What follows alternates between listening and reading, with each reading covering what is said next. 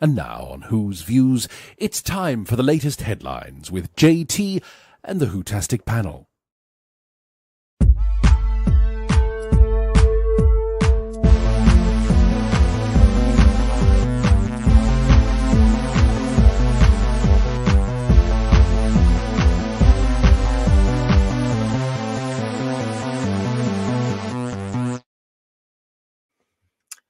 Hello everybody, it's us here at Who's Views. How are you? Yes, indeed, it is your Sunday big show. It's headlines. How are you? It's nice to see you all. Everybody come into the chat because we have got a lot to discuss this evening. Oh, yes, we do. Wow, have you heard, everybody? Well, the state of Doctor Who isn't improving, is it? Oh, no, it's not at all.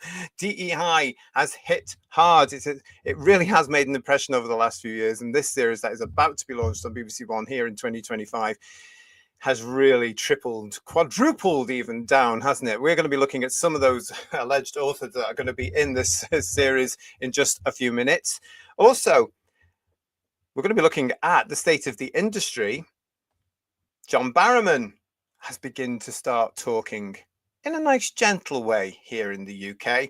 And the shocker of the week, has the BBC been taking USA taxpayers' money? Very interesting subject there. Don't understand it all, but we are going to be talking to it. Don't forget, it is also not just our views that are relevant on the show, it's yours as well. So come in and start putting in your views. It's lovely to see you all. I am joined by Third Doctor Ian, and I've got Paul here as well. What a week. Hello.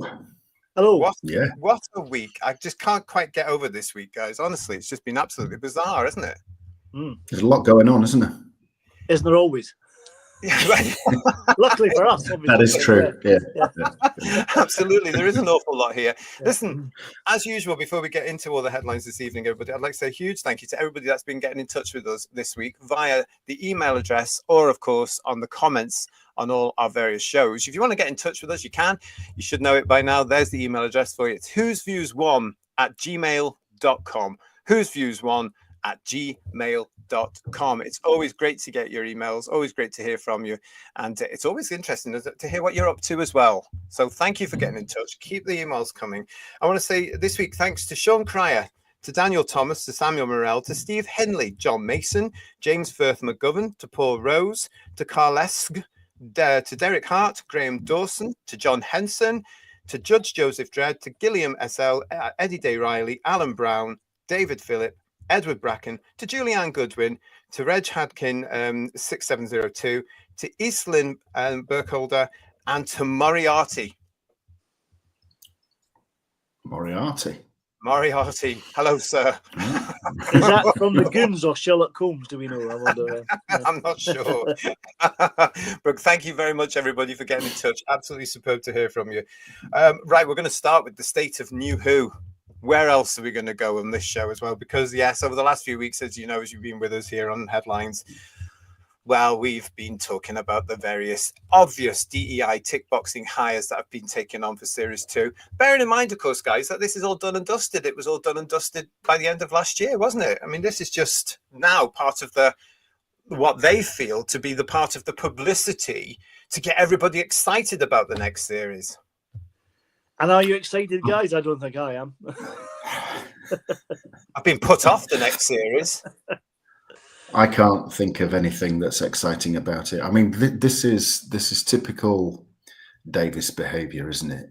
I mean, you go back a year, and these things had pretty much already been scripted and filmed, and yet after that, when they're in the can, he's then saying about Series 1.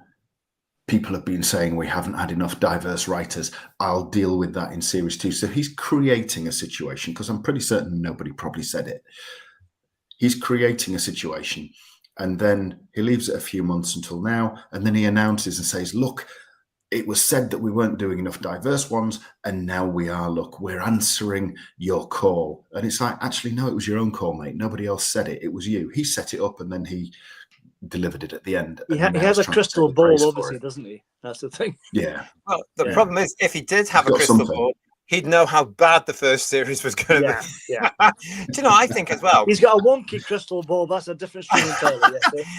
He's got wonky balls. Allegedly. Yes. I don't think he cares. I really, really don't think he cares how bad this was at all. You know, because I think it's now more about his agenda now and his alleged activism. Everybody, he's not an activist at all. He's well behind the game on that one.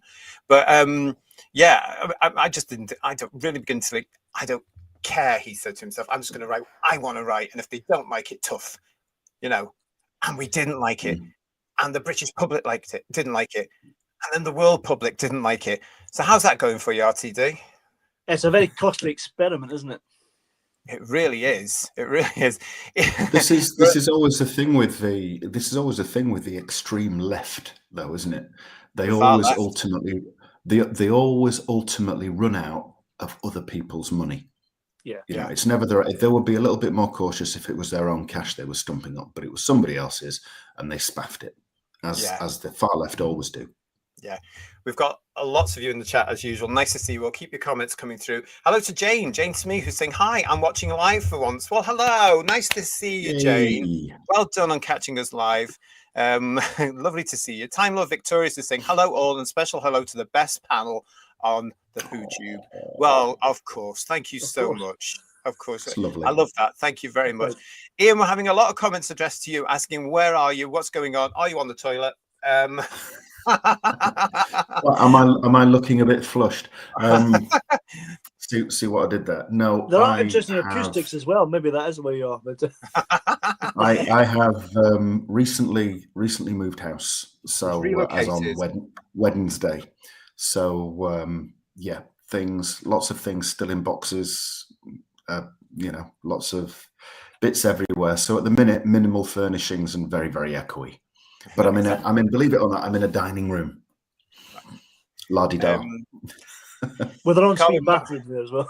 Yeah. Naturally. Of course. Carwyn Morris is saying to us about that. We're starting in the skip here with the work. Yeah, well, you could say that, Carwyn. We absolutely are. And I want to say hello to Soft TV, who's in the chat with us as well. Yeah, we're going to be talking about that later on. So stay with us here, Soft TV. It's nice to see you. And you can let us know about that straight away. What else we got here for you? Paul Rose is also saying, Ian, have you been allowed out of the garage and into the house tonight? Who's been a good boy then? You're not going to live this one down, I'm afraid. You're going to have to put an awful lot of posters or pictures on the wall ASAP. And Jane is actually saying to us, diverse as in not written by RTD. Yes. Mm-hmm. Which you think may be a good thing, but I'm not convinced by some of them. But yes, yeah. Mike Disney, hello Mike. Who could possibly said they didn't have enough diverse writing? This is what gets me about this. It's always about the tick boxing now, isn't it? Yeah. You know, look at us tick boxing, and it's British show business has been affected by this DEI utter nonsense. It really has. And it's destroyed the actual entertainment, because some of these people coming in to do the job can't do the job.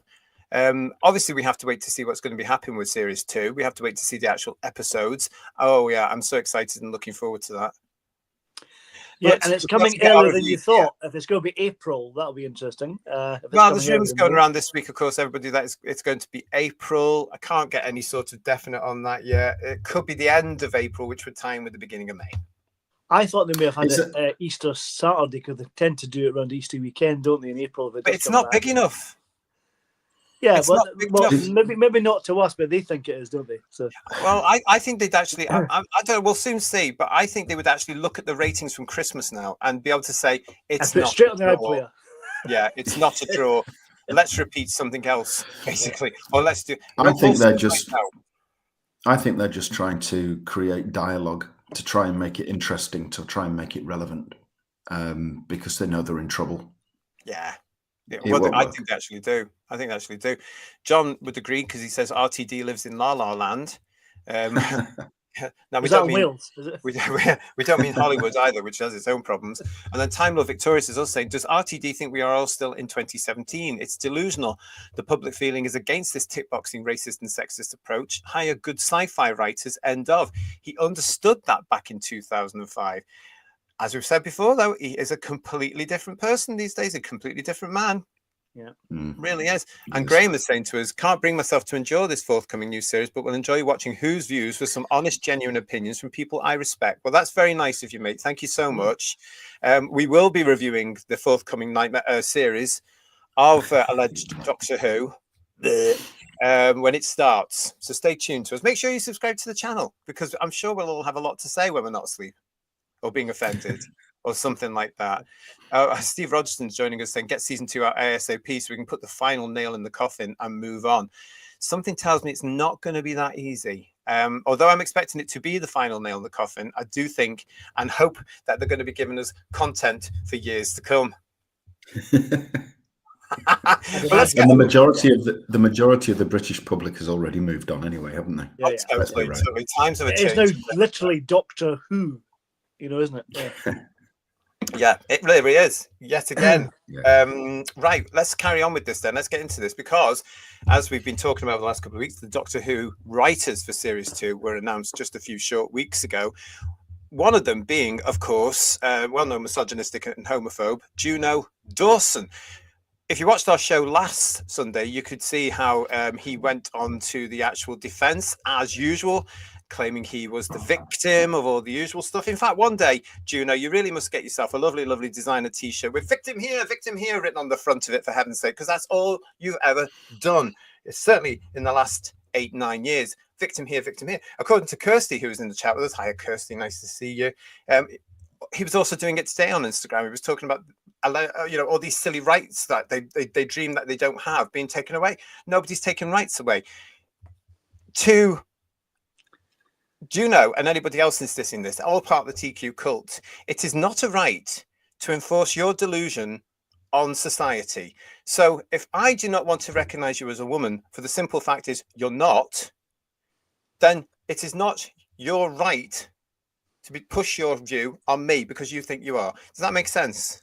It does. And also, if you're going to give out what they'll claim hateful speech, don't do it yourself and expect not to have criticism. Good point. I think the ones, I just think the ones that are always crying foul about people being nasty online tend to be the nastiest ones online themselves anyway. Oh, totally agree. They're absolute hypocrites, and they can't take it. They're like, you look at people like Starmer, even, on the extreme far left as well. Very, very thin-skinned. Loves delivering it when he thinks he's got a point, but cannot take it under any circumstances, and constantly claiming foul. And they're all like that. They're all like that, which just makes it all the funnier, really, doesn't it? Yeah. Well, I've got to this point now, of course, then this is what's happening an awful lot now, because I've had this for several years now, this whole thing. I mean, the whole thing about the TQ cult as well is that they are, just so you know, everybody, rewriting same-sex history. And what they're doing, of course, is they're shoehorning a trans woman into the start of the Stonewall riots, where there was no trans woman. They keep going on about Marsha P. Johnson, who is well documented in the real world, was just a drag queen who wasn't even there. They haven't even heard of a lesbian called Storm Laverne.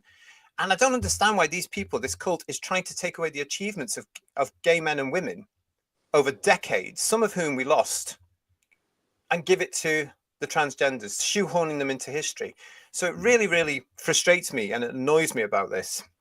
And Juno Dawson is part of all that, with all the hateful nonsense that he's been writing in his books for children, for young adults. They're still children. You're not really an adult until you get, in my eyes, call me old-fashioned, 18. Before that, you're still a kid, basically. Yeah. So this whole thing doesn't matter if the bookshops and the online bookshops are calling it for young adults. They're still kids. They're impressionable. Their minds are still changing. They're discovering themselves. But yes, he's always playing the victim. And Kirsty found one on Instagram for us. This one. My vibe is feeling sorry for people who are brainwashed to hate others because what a miserable life. So that's the sort of grammar you're going to be looking for in the next Doctor Who episode, everybody, because it makes no sense at all, does it? Feeling sorry for people who are brainwashed to hate others because what a miserable life. But hello? Yeah, so who's been brainwashed? Yeah. And where's the sentence structure? Yeah. That's what we're going to be getting in the next Doctor Who script that he's written, everybody, if you're going to be watching it. But look at that. Victim here, yet again. Well, all I would say to him then is what comes around goes around, because you started it. Yeah. These again are the pictures for you from what he has said in the past. There are a lot of gay men out there who are gay men as a consolation prize because they couldn't be women. That was certainly true of me. And the more graphic one for you all, get ready for a shock, was this one again. I knew I wanted to be the woman when it came to sex. It was a conscious urge to get, I'm not saying that, B, I'm not saying that, as a woman would be. The final frontier of kink for gay men is women. Vile homophobe. You know, if you'd said that or I'd said that, we'd be cancelled. So surely that he should be cancelled, surely, honestly. Not according to RTD, the cronies, and the BBC, of course, who are allowing that episode on to BBC One television. Shocking. Isn't it? Shocking. It really is shocking. Referring to women just as another level of kink. It's just absolutely sick. And gay men as well. Yeah. Yeah. Yeah. You know, misogynistic homophobe. And then he wonders why people don't want him writing for Doctor Who. I remember we did show last week that video that he put out on Instagram. We showed at the beginning of last week's show where it was all, oh, boo-hoo me, everybody's getting at me, are you surprised? Are you surprised with the things you've said and the things you do? And it's actually because of the things you've written and the things you've said. We don't want you there. It's not to do with the fact you are transgender. It's to do with the fact you've said some really horrible, misogynistic and homophobic things. Why would we want you coming into a family drama on the BBC and now worldwide? Why would we do that? I'm interested to see what the episode's like and how vindictive and horrible it will be as well. Well, exactly. Just doesn't get anybody else's perspective, though, does he? No. And yet he insists he insists you, and he's not the only one, insists that you see his worldview, you understand his worldview, you agree with his worldview, whilst all the time failing to even acknowledge you might have a worldview. Yeah. And certainly doesn't respect it. It's can't stand him. No, and it's going to be difficult getting through this because we have all these far left people now producing, directing, promoting, writing, and doing everything to do with our beloved show. And it's all, ironically, jobs for the boys because the casting director is even far left. So you're not going to get any work from him unless you agree with him.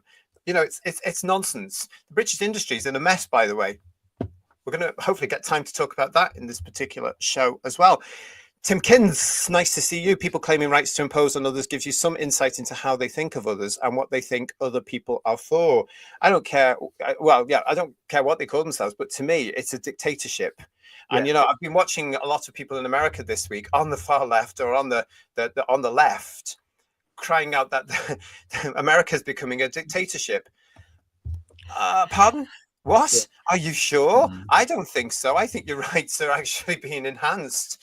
And there's a lot of good stuff going on there, which I don't know how many people were appreciating or expecting that, but it seems to be happening. But thank you for that, Tim Kens. I agree with you there. Noodle Arms is also say, funny why people don't claim to be Superman, because if they jump from a height, they will find out it's not real soon enough. Anarch in Space, hello mate. It will probably take me 7 months to watch this series, and I refuse to pay for this outdated, irrelevant television license. Ooh, the television license, that's another subject we're going to be coming to on a future show here on Headlines. But yeah, but I mean, I'll tell you something, Ark in Space, you don't have to watch it straight away. Come and join us where we do our reviews and we'll tell you whether it's worth watching. And we'll give you a sense of it. I want to say, no, I've said hello to Kirsty, haven't I? Hello to Kirsty, but also hello to Garbage, who's in the chat, making sure that everybody is okay and dandy. Nice to see you both. Thank you for joining us. And Stephen Braddock with that fabulous picture of Davros today, whose views the channel of common sense and decency and Doctor Who. Well, thank you for that, Stephen. That's appreciate nice. that because it lovely, is. thank you. Yes, thank you. This is your Sunday Big Show here on Who's Views. It is Headlines, and this is the channel for British common sense. And some of us have lived through it to earn the common sense. I can tell you, we're not just preaching it because we've seen it on X. I can tell you that right now. But yeah, thank you, Stephen. It's good to see you. Lots of you. Legion of James, what are you saying to me? Mr. J. Dawson has a career in being professionally offended whilst using his victimhood grift to push misogynistic hate and homophobia whilst wearing his Teflon wig of deflection. Well said. Yeah, because other wigs are available. Yeah. Usually from certain shops in Brighton, but yes, they are. And yeah, well said, Legion of James. Mr. J. Dawson, yeah, his name was James, by the way, and he changed it to Juno when he transitioned. But yes, that's it. You see, they don't even like that, do they? What did Russell call it? Dead It's naming. called dead naming, apparently. Yes, which yes. apparently is a made-up fresh term. Yeah, well, they're all made up terms, aren't they? Most of them. Are they just, Paul? Domgo is saying to us, I heard a rumour, Bananarama, that Dawson has written the Eurovision entry. not the song, the actual episode for Doctor Who. Yes, probably. And that's the one we hear. No doubt Murray will have written a song that is a kind of an adaptation of a song, you know. I bet Maestro's back in that episode. Paul is keen to get Maestro back. I'm not keen to have them back. No, the rest of us don't want to see have him back. The rest of us don't want to see him at all. But Paul is neither do I. No, not at all. He does seem very keen, doesn't he? It's quite disturbing, really. No, I'm just trying to get you all excited that he's coming back. You know, yeah. I have to say though, it could be likely because he was here. Jarek was here for a certain amount of time. They could have shoehorned some filming in for that because it was all done at the same time. Because it's a music episode as well. That's why I thought maybe that could be a possibility. But I'd rather see something else. Wouldn't it be great? Wouldn't it be Bring back the Borads, please. Something would be better. Yeah. Wouldn't it be funny if they did certain things that are setting up a series 3 and then the series 3 never came? That would be hilarious in my eyes. A bit like it was for the first two episodes, first two series of Tripods, and then we did. Oh, even that was good science fiction back in the day. But that we never got that third. You'd have a whole small amount of,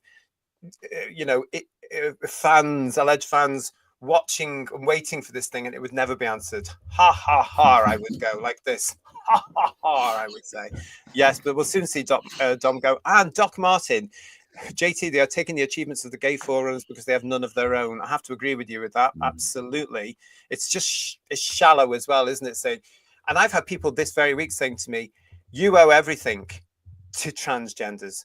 Do I buggery? I owe nothing to them. Because I didn't meet a transgender person until at least the start of this century. And I was on the front lines with LGBT same-sex achievements from the late 80s onwards.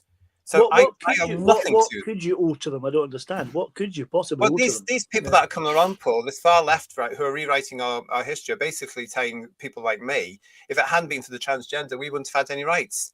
A whole load of nonsensical, fantastical rubbish. Yes, yeah. It really is. It really is. Crystal balls again, yeah. So. Let's say hello to X-Man 577. We didn't take any of LGBTQ rights away from them, but they definitely banned us, cancelled us, and got people fired who didn't see their point of view. Let me just stress again, X-Man 577, that wasn't LGB, it was the TQ plus cult. LGB has nothing to do with the TQ plus. It's always hashtag LGB without the TQ. We don't do that. We were very, very happy until the T and then the Q got enforced on us around the world. We are not the same group, just to make that very, very clear. Kirsty is saying to us here that Juno's book is disgusting. Yeah, because she went and looked at it, didn't you, darling? She didn't buy it. She picked it up on Waterstones and looked through it, and she wasn't impressed at all. Stephen Braddock says, oh, I'm such a victim. Yeah, and Tim Kins about that Instagram. My grandma had better grammar. Mark Greaves, if his books are banned in schools, what's given him the right to play a victim? Not all his books, not all the schools have done that. We do have an awful lot of far left activist teachers in schools, unfortunately, around the UK, and they've kept it. And Craig Dunlop, I don't need to be brainwashed to hate others. It comes quite naturally to me. So it begs the question about if the book was any good, why was it banned anyway? You know what I mean? Yeah, exactly. Julianne, hello, Julianne. NSPCC and Gov UK site official definition in law of young adults is 18 to 25. Well, there you go. Thanks for that, Julianne. That's interesting, isn't it? Because it used to be years and years ago, Julianne. I remember this. It was 18 to 24. So it's interesting that that's changed slightly. Well, it's definitely not under 18, is it? So. Exactly. And yet you can find that accessible as well. Hello, right, Charlie. Dawson is right, Charlie. Dawson is loathsome, says right, Charlie. And Juno has some serious problems, says Noodle Arms. I think they all do, to be quite honest, Noodle Arms, don't they? They all do. That absolutely They all have similar delusions. I feel this is what happens when you close the mental asylums. Quite frankly, it goes mad. It goes out into the world. Hello, Bill. Bill Lowry's here. I've already decided not to bother with the next series. Dawson's poor grasp of English doesn't change that; merely it reinforces it. Don't blame you, Bill. But make sure you come and join us for our reviews. Oh yeah. Yeah. That'll be fun for you, I'm sure. We've got another one here as well, because one of the other writers, of course. Hang on, what's this? Yes, this is it. This is the right slide. This is one of the other writers for series. Seamless, absolutely seamless. Yeah. Thank you. This is one of the other writers for series 2.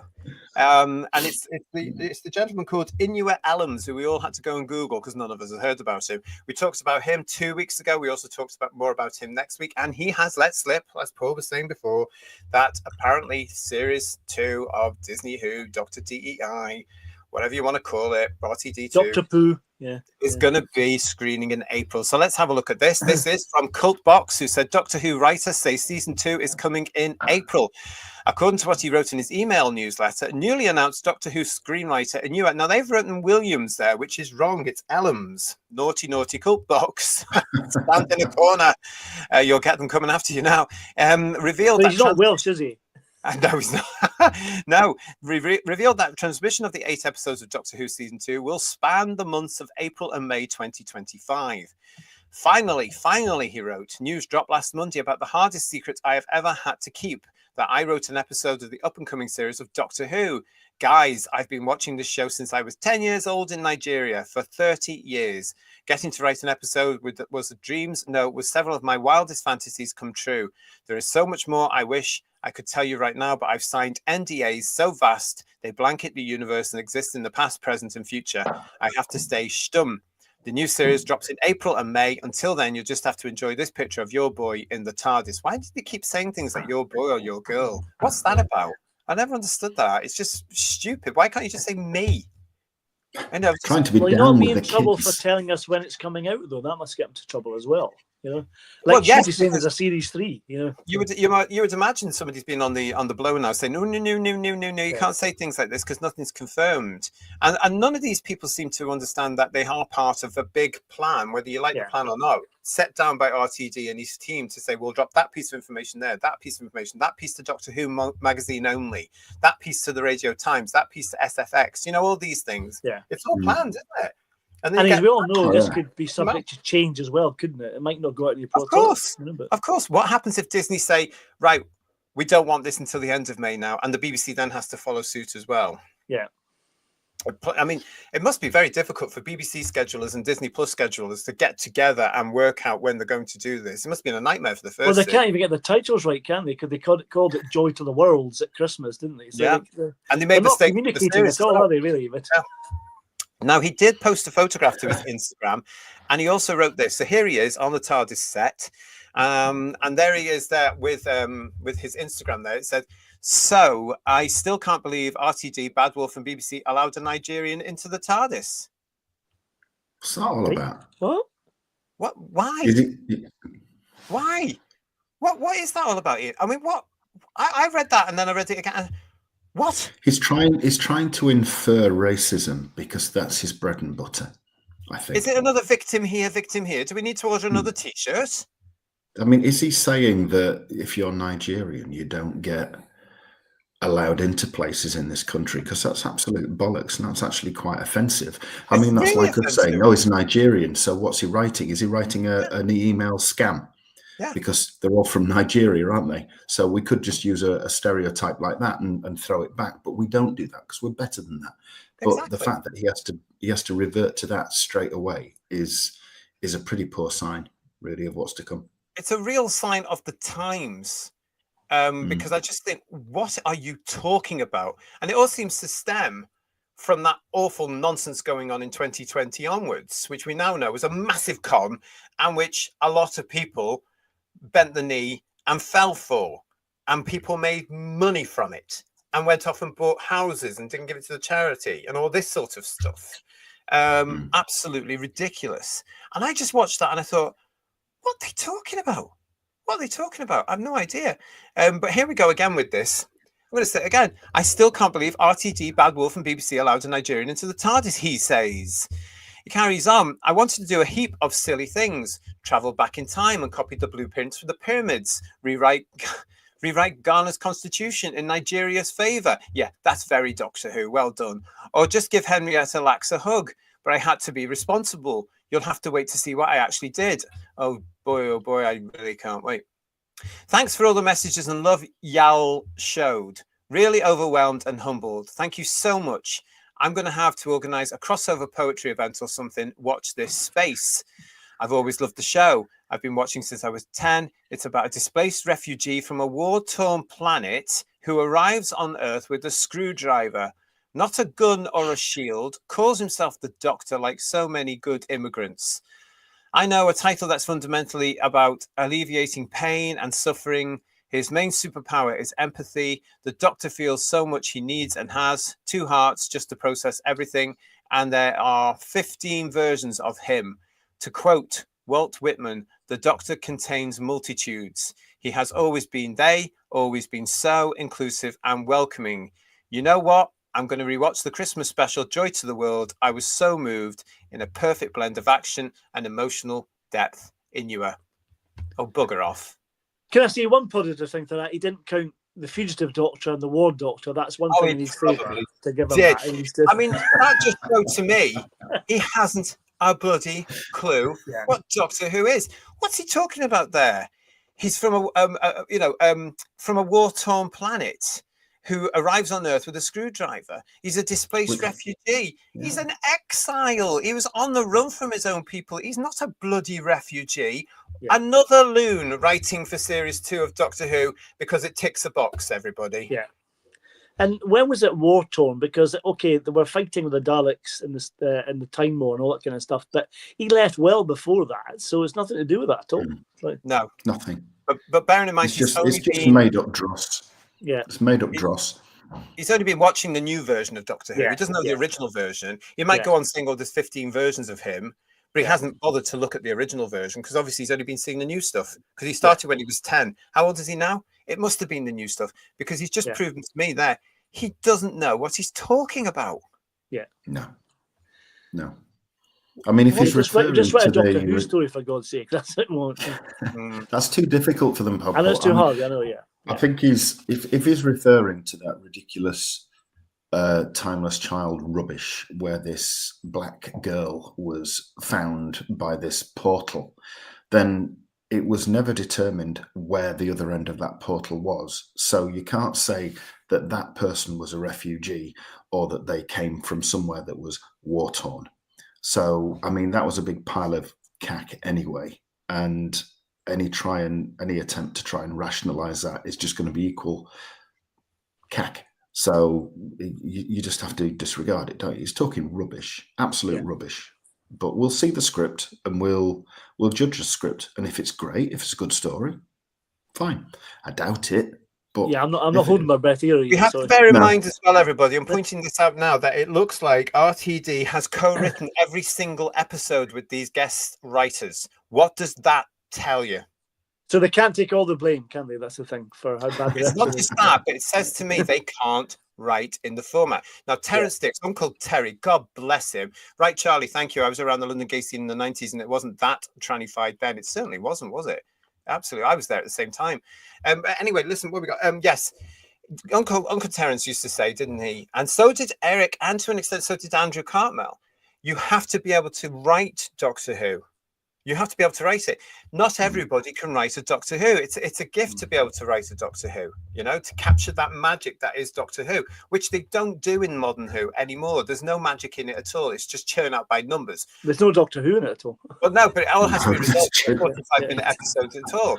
So what this suggests to me with RTD coming in to co-write these things is, A, he's getting the money. Let's face it. Okay, he's getting the money. But also he's been helping them to write the script into what he thinks a Doctor Who is.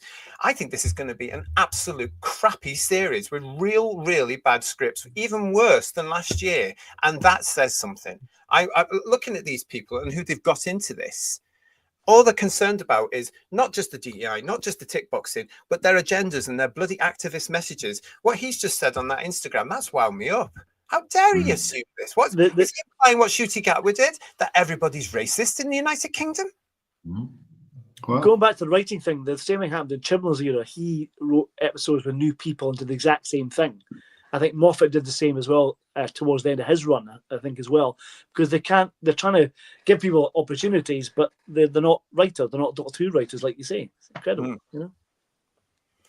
A lot of you in the chat joining us tonight. The more I hear of the goings on in Doctor Who, the more determined I am not to ever watch it, says Dalek Eye. Nice to see you, Dalek Eye. Sean Cryer, hello, Sean.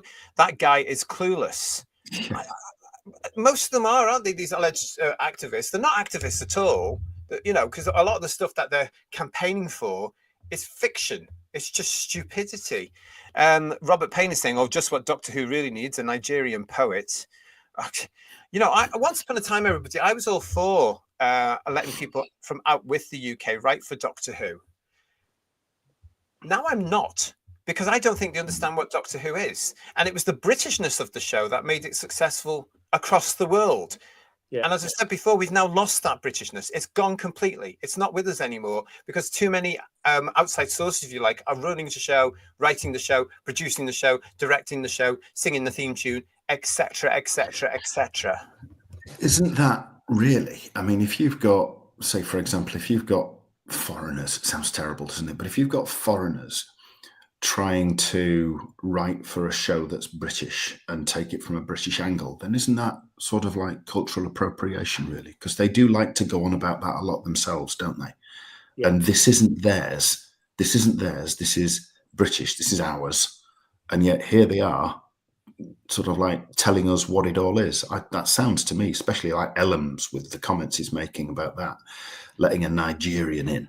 It sounds like an awful lot of cultural appropriation to me, and they're the first to jump on that. They keep saying it's British. It's not. It really isn't. It's lost any essence of it. The only thing I see that's British in it now is the police box. Yeah. Everything else is I mean, it's not Doctor Who. Let's face it. It's bloody awful what we've got here. Silver Wolf.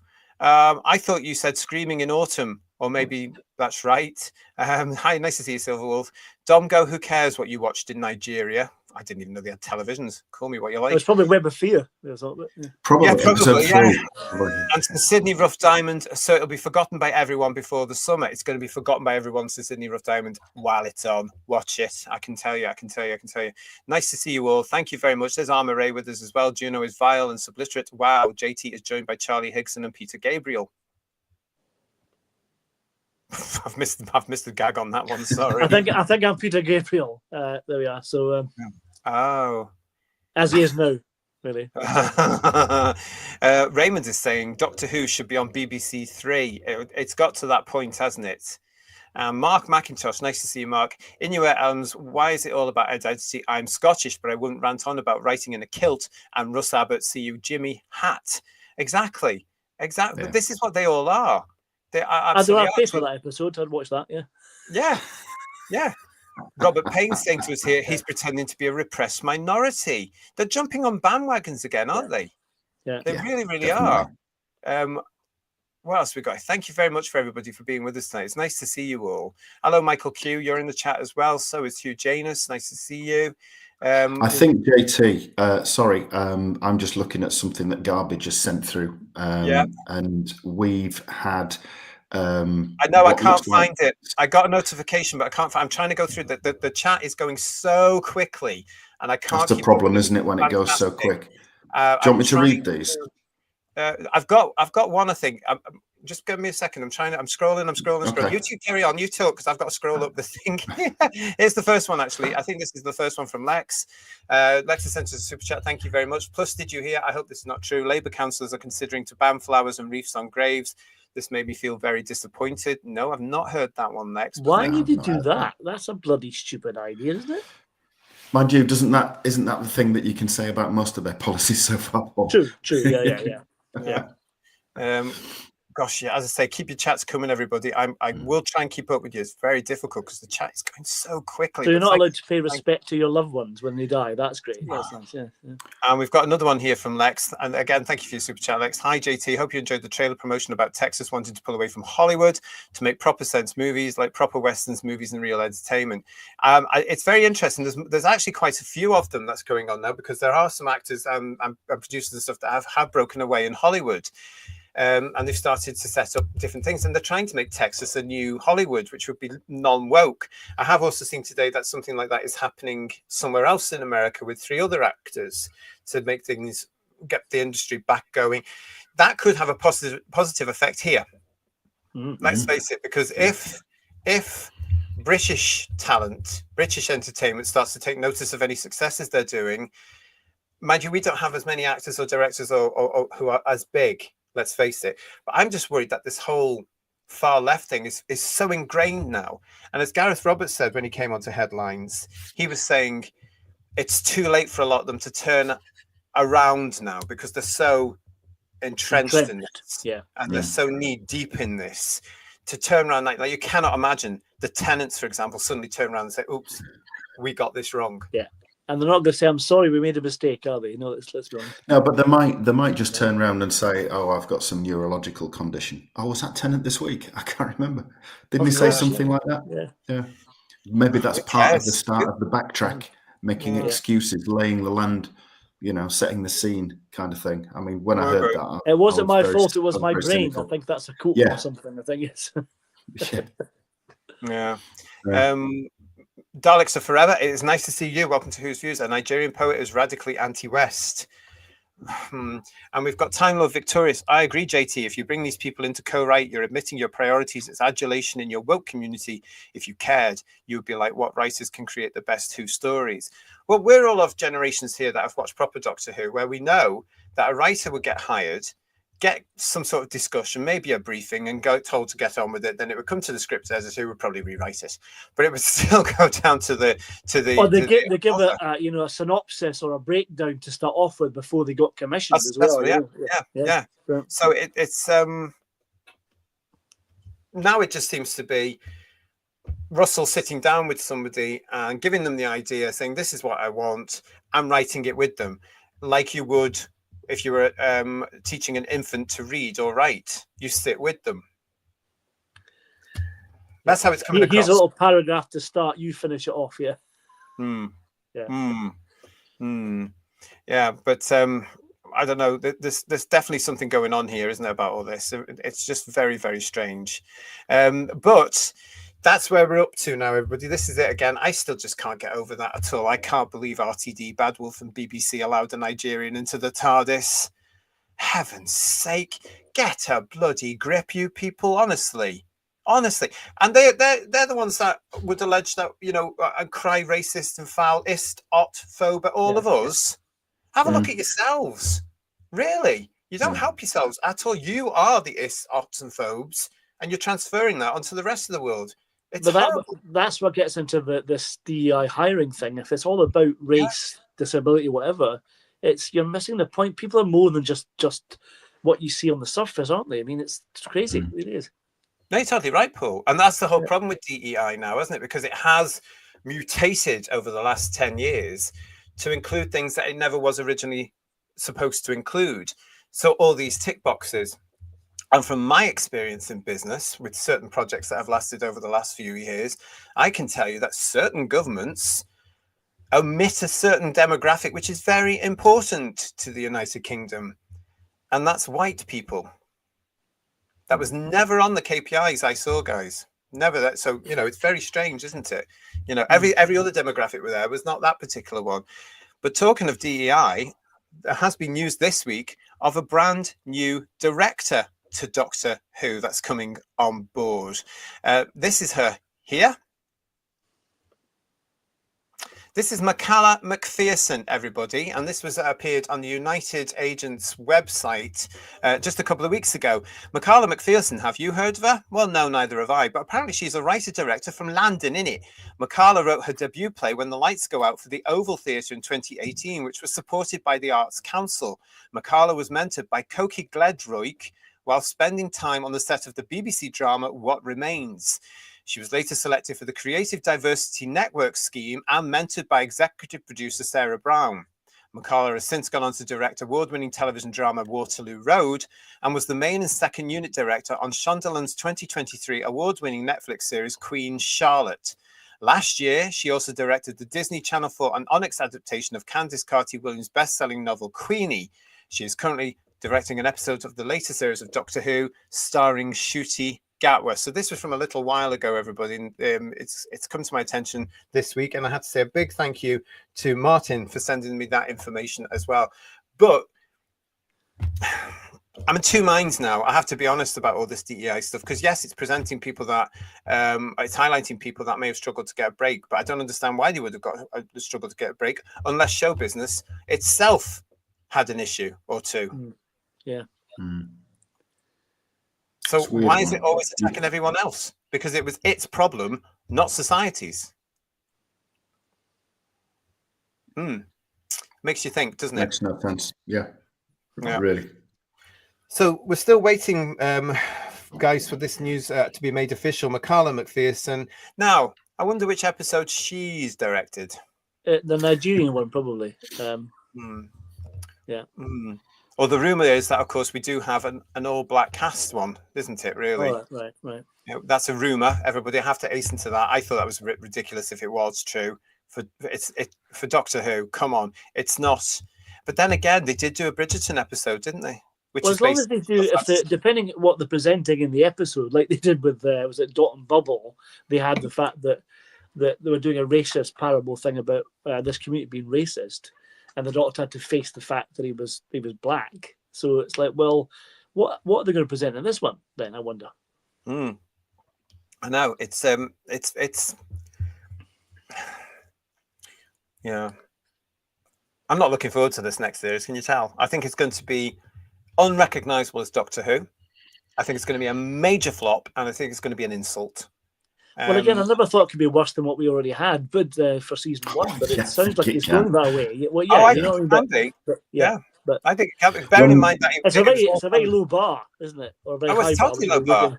Yeah, and I will not be surprised if this thing actually does get less than 1 million viewers now, because as you guys mentioned earlier, Britain isn't taking all this anymore. We are asking questions now. We are fighting back. We're all being called far right. Let's face this, but we're not. We're just normal people who are actually standing up for reality and truth and common sense. Mark Greaves, nice to see you. Thank you very much for your super chat. Guys, a Who's Views exclusive, part of Dawson's script. I got a big blue box. You come in with me. You save people. Me cry and find men. Pure class. It's not that. That's Rogue, actually, isn't it? Yeah.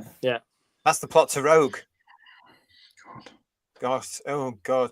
When you do something that is really wide of the mark and poorly received, like Series 1 was, and then you just double down on it and ramp everything up and turn it up to 11, then you're pretty certain that Series 2 is going to really, really, really go a lot worse.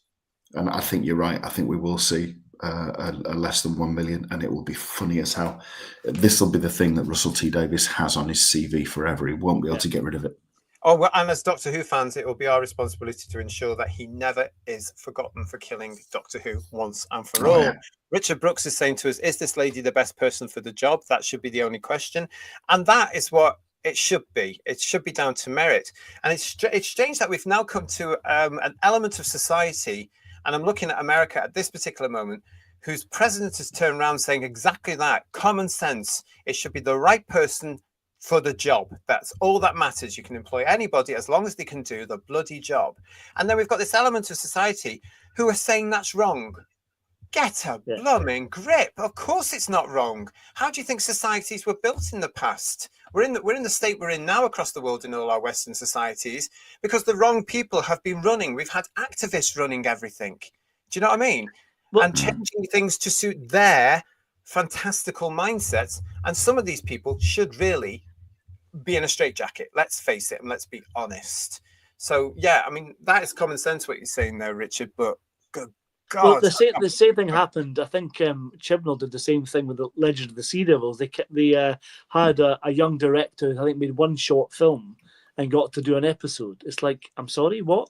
And then you saw the final product, and whoever filmed it or edited it, it was the worst Doctor Who ever, and that's saying something. You know? It doesn't. I mean, you can see the Chibnall era tick boxing, especially from series 2 onwards. But if you look at the companions that were with him, the female doctors, but I mean, that was all pure tick boxing. Joe Chapman was saying DEI means didn't earn it, something I need to really remember and put into everything. And John Cartwright says she looks a cheerful bundle of fun. Yeah, she does. It's not very flattering photograph, is it, to be fair? But, Marjorie, hello, Marjorie. Has this McPherson woman ever watched classic Doctor Who 63 to 89? Have any of them, Marjorie? It doesn't look as if they have. And Arma Ray is saying, can they just have their own series about space travel and leave Doctor Who alone? The problem is, if they did that, it would be an instant flop with less than 1 million instantly, and it'd be taken off at the end of their first series, probably around about series 4, episode 4 or episode 5 of 6 to 8 episodes. What they've done is they've taken Doctor Who, everybody, in my opinion, they've taken Doctor Who, which is a massive British favourite, ingrained into our psyche here in the UK, a cult classic, has a cult fan base across the world, which they've now managed to destroy, by the way. Yeah. So what they've done is that I'm going to put our activism and my activism into that to sell the message to that group of people who know seem to, and that's the quickest way to get to family viewing, the quickest way to get to heterosexual straight men, a quickest way to do this. And hasn't gone very well, has it really? Because everybody's rejected it and nobody's watching the product, and it has killed Doctor Who. Let's face it. Because Doctor Who is never about that, no matter what these weirdos say. It's never about that. I mean, it's killed every element of it, hasn't it? Because it's also killed the merchandise as well. I mean, we'll still buy the classic stuff. The box sets, they're way more popular than the Series 1 that came out. But the other thing is that, as we've said before, the people that they pander to, they don't buy merch. So, they might go to a convention and pay stupid money to look like a prat on a photograph with other professional prats, but at the end of the day, they don't go around buying merchandise as such. So that's tanked as well, and it's entirely what they deserve. Yeah. Stephen Braddock saying to us, Paul, can we just have the Doctor and the TARDIS fighting monsters and great storylines? That's all we want. Yeah. But it's not the right climate here. This is why I say it should have finished when they gave Capaldi the boot.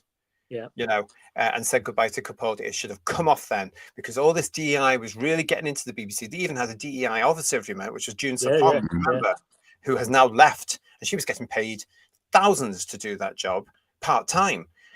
She has now left and moved on to God knows where. God help them. But that's where it all come. You started seeing it come in, especially in Capaldi's last season. All this DEI nonsense. Farsight is saying to us, it's going to tank. Of course, it's going to absolutely Farsight. Nice to see you. And SG, the signs are not good for the next season. I won't be watching. I can't wait to see how many will be, SG. Well, I was going to say, if it's dead now, what they're going to do with it for season 2? And it's like, chop it up to little bits, hung John, dig it up, what are you going to do with it? Brutalize its corpse. Yeah. Jane Smead, RTD has ensured it is a fait accompli, so he can do whatever he wanted. Unleashed was the huge clue. Now, Paul, you watched a lot of Unleashed as well. Do you know what Jane means by that? Yes. Well, well, I think the name of Unleashed is like Russell just being let loose effectively. But as we said before, they have covered issues like the Rose character, about the trans issues, that kind of stuff, the Doctor being sexually active, all that kind of stuff on the programs, and what they're trying to achieve with it. So they have used that as a platform to partly explain the story, because you don't understand what's going on because he doesn't fill in the gaps, which they did a lot of the time when I watched it. They would say, well, this is what happened, but why is that not in the dialogue or the plot? Why you have to explain it on another program? So you have to watch the episode and the program to understand what's going on. That's not good writing at all, is it? No, not at all. Not at all. I'm very concerning, actually. Yeah. Stephen Braddock, JT, after hearing all this, I think you're going to win a ton of Who's Views pencils this year. I know I am. Stephen's referring to the ratings game, which of course we do as part of our new series reviews. I've been saying it's going to get to 1 million this, and I'll be going for that to see where it does. And I will be laughing if it gets 1 million and below. Isn't it sad that I'm saying that about a show that I used to love? Isn't it sad? I think we're all for the same. It's really sad, isn't it? Because we wanted to like it, and it's so annoying we don't. But, yeah, because he decided it had to go down this route. Yeah, with all his little chums. Paul Stenterford, I wonder if the next series of Doctor Who will have any viewers at all. I think that we'll all be shocked by how low the figures will be. It will certainly be embarrassing, won't it? I mean, I was thinking just the other day when I was stuck in a traffic jam. Can you imagine if Doctor Who did get below the 1 million and that was reported and they did everything they could to make sure? But Disney won't care because they've gone, they've paid for their episodes. It doesn't look as if there's another order coming. As we said last week, RTD has said that everything's in darkness. And he's tried to put that spin on it, didn't he, guys, in Doctor Who magazine by saying, this is the planning time. This is the plan. It's an experiment. Yeah. You're still not going to get anything until for late next year. And even if they go ahead, and it's going to be more of the nonsense. So even if it does survive to a third set of episodes, that's going to fail. Because he won't change his style to suit where Britain is now, because he's just an angry man. Hello to Peter Venkman fansite. Thought of you yesterday, Peter Venkman fansite, because I was watching Ghostbusters Frozen Empire. My teachers urged and put me into those advanced and creative writing classes back in the day, not to meet quotas, but because they generally saw something I could do and wanted to encourage. Unfortunately, at the moment, I reckon those days are long gone, sadly. And you had a talent, which is the important thing. Yeah. Yes, and can you? We were so lucky because we had teachers that would spot some sort of potential in everybody and say, "Oh, how about this? How about this?" Now they just see the body. Yeah. Oh, and that will fit this target, and that will fit that target, and oh, that will get me that tick boxing done, and that will do that. And we've got to send all these kids. From and I've met my quotas. Yeah. Yeah. Shocking. Shelley Engel, I think I would be better off listening to the Lord of Mysteries than watching Disney Woke Who. Make sure you're coming to see us, Shelley, though, I tell you. Noodle Arms, do we think that the TARDIS will change shape this season to get away from the police box theme? I don't. Whether they like it or not, the TARDIS is iconic and it is sellable. They can make action figure models out of it and die-cast models and TARDIS boxes and all sorts out of that police box. BBC Studios may be stupid, but they're not that stupid. And it's a character in itself as well, isn't it? Let's be honest. The police box. And that's, as I say, that's the only British thing I see Noodle Arms in Doctor Who at the moment. I don't see anything else British. I really don't. The UK has gone so far left that even 1 millimeter away from the lunatics is far right. Most of these activists have gone that far left. They've looped round and landed back smang on the far right themselves. Great way of putting it, Legion of James, but it's absolutely true when you look at them all.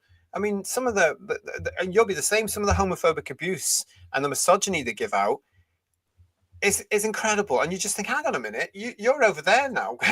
So I know what you mean. I think Legion of James is right, guys. Yeah, I think you're right, yeah. I mean, a lot of things that they accuse people of, they like throwing that N word around, don't they? That rhymes with Yahtzee. They love throwing that N word around. And yet a lot of their behavior, cancelling things with J.K. Rowling, organising burning of books, that's something that those Yahtzees were known for, and yet it's the name that they call other people, and yet they display those very behaviours themselves. They're insane. Jason Parker saying to us, only someone with sheer privilege could bore us with the statement of false victimhood and proclaim aloud a Nigerian in the TARDIS comment. It already applies a sense of guilt on the audience. Again, it's the same thing we have from Whittaker, and now we had it from Gatwell last year, the whole touch grass thing, and all this and this and this. I will be paying close attention for this show and others Who viewers about any of the lead-up interviews. Are they going to repeat the same mistake again, where interviewers coming from the media in the United Kingdom and other places continuing to do what they do? Oh, you had a lot of backlash to this. Oh, you had a lot of backlash. How have you dealt with that? Are you okay? Do you need some counselling? Let's see if they go down that same route and call all Doctor Who fans isphobes and ots when it actually is them. Silver Wolf was saying, I'll be at the pub getting better at my karaoke. Can you ever get better at karaoke? Or that's questionable, yes. Yeah, or out touching grass, he says. I feel sorry for you guys for watching the next series. So do I. I feel sorry for us as well. Yeah. It's going to be an interesting 8 weeks. It's going to be painful 8 weeks again. At least it's only 8. There's no Christmas special. Fingers crossed there's no Christmas special. Yeah. No, we are made of sterner stuff. We'll do it. We'll do it for everybody else. We are British, but if it goes anything like last year, you will see us Who viewers going down and down and down and down. I mean, I was possibly being scraped off the wall by the end of episode 8 last year. I was so bored and embarrassed to be a Doctor Who fan. I really was. Really was. Hello to Bundy4077. I haven't seen you on Who's Views before, so welcome. Why are people more excited over the release of Pertwee's 7th season than the release of season 2? Well, because it's Doctor Who and it's better, Bundy4077, by yards. By 3 weeks tomorrow, Ian. Oh, can't wait. Absolutely cannot wait. 3 years for you, Pre-ordered and JT, ready. but that's fine. Talking of season 7, don't forget that we have just done in January a mini tribute to 55 years of season 7 and therefore 55 years of course, the introduction of the mighty Pertwee as the Doctor here on the channel. You can go and have a look at that in the playlist. We did our season 7 overview. We did a review of Spearhead from Space, and we did a companion piece tribute to Liz Shaw, played by Caroline John, of course. Thank you for all your comments and your support on those, but go and have a look at those. Bundy4077, if you haven't seen those shows, go and have a look, because that's why we're all excited about Pertwee's 7th season and not about Gatwa's 2nd.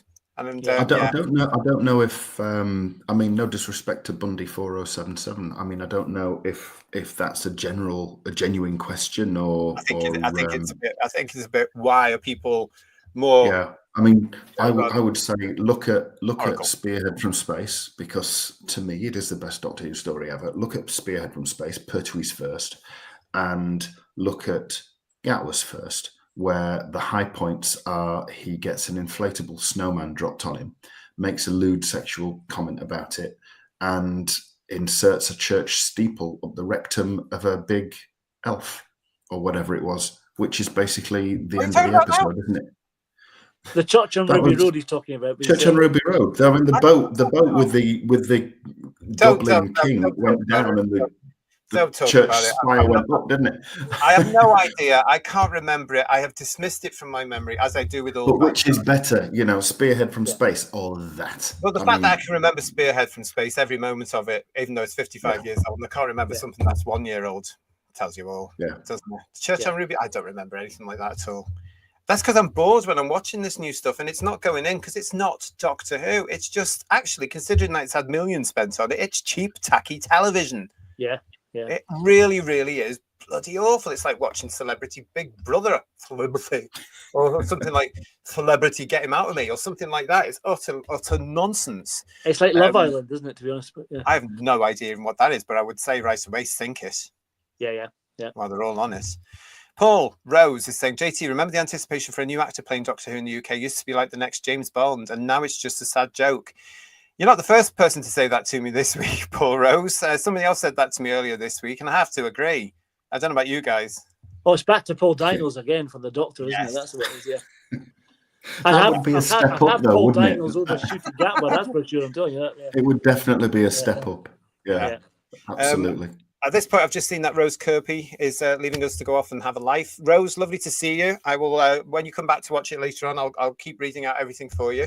Because I do know that we do have a lot of people here that are listening to us, of course, everybody, because they're having visual. As a Dalek was saying, my vision is impaired. Don't take that the wrong way, Rose, but that's a Doctor Who line for you. And that's, so we've got to bear in mind. That's why I'm trying to make sure that all the chats are read out as well, everybody, so that we can tailor to those people. But Rose, take care of yourself, lovely. Keep in touch. James Furmuck is saying to us, that's all we want. Monster of the Week, sci-fi Doctor Who, just like it used to be, James? Yeah, absolutely. Yeah. And we've got Lex saying to us again, Doctor Who has lost escapism and adventure. Oh, exactly it's that. hard to read it. Honestly, I found that difficult to read because it just breaks my heart, because it's true. Absolutely true. What else? Richard is with us. Hi, Richard. Richard Ashton, model maker extraordinaire, and of course joins us on our Blake 7 reviews. What is the response on the Doctor Who Facebook page from the remaining fan base? Interesting you say that, Richard. What Doctor Who fan base? Because basically you'll get a few of people like me who are hard-faced who will go on and say rubbish continually because I'm determined to express my opinion.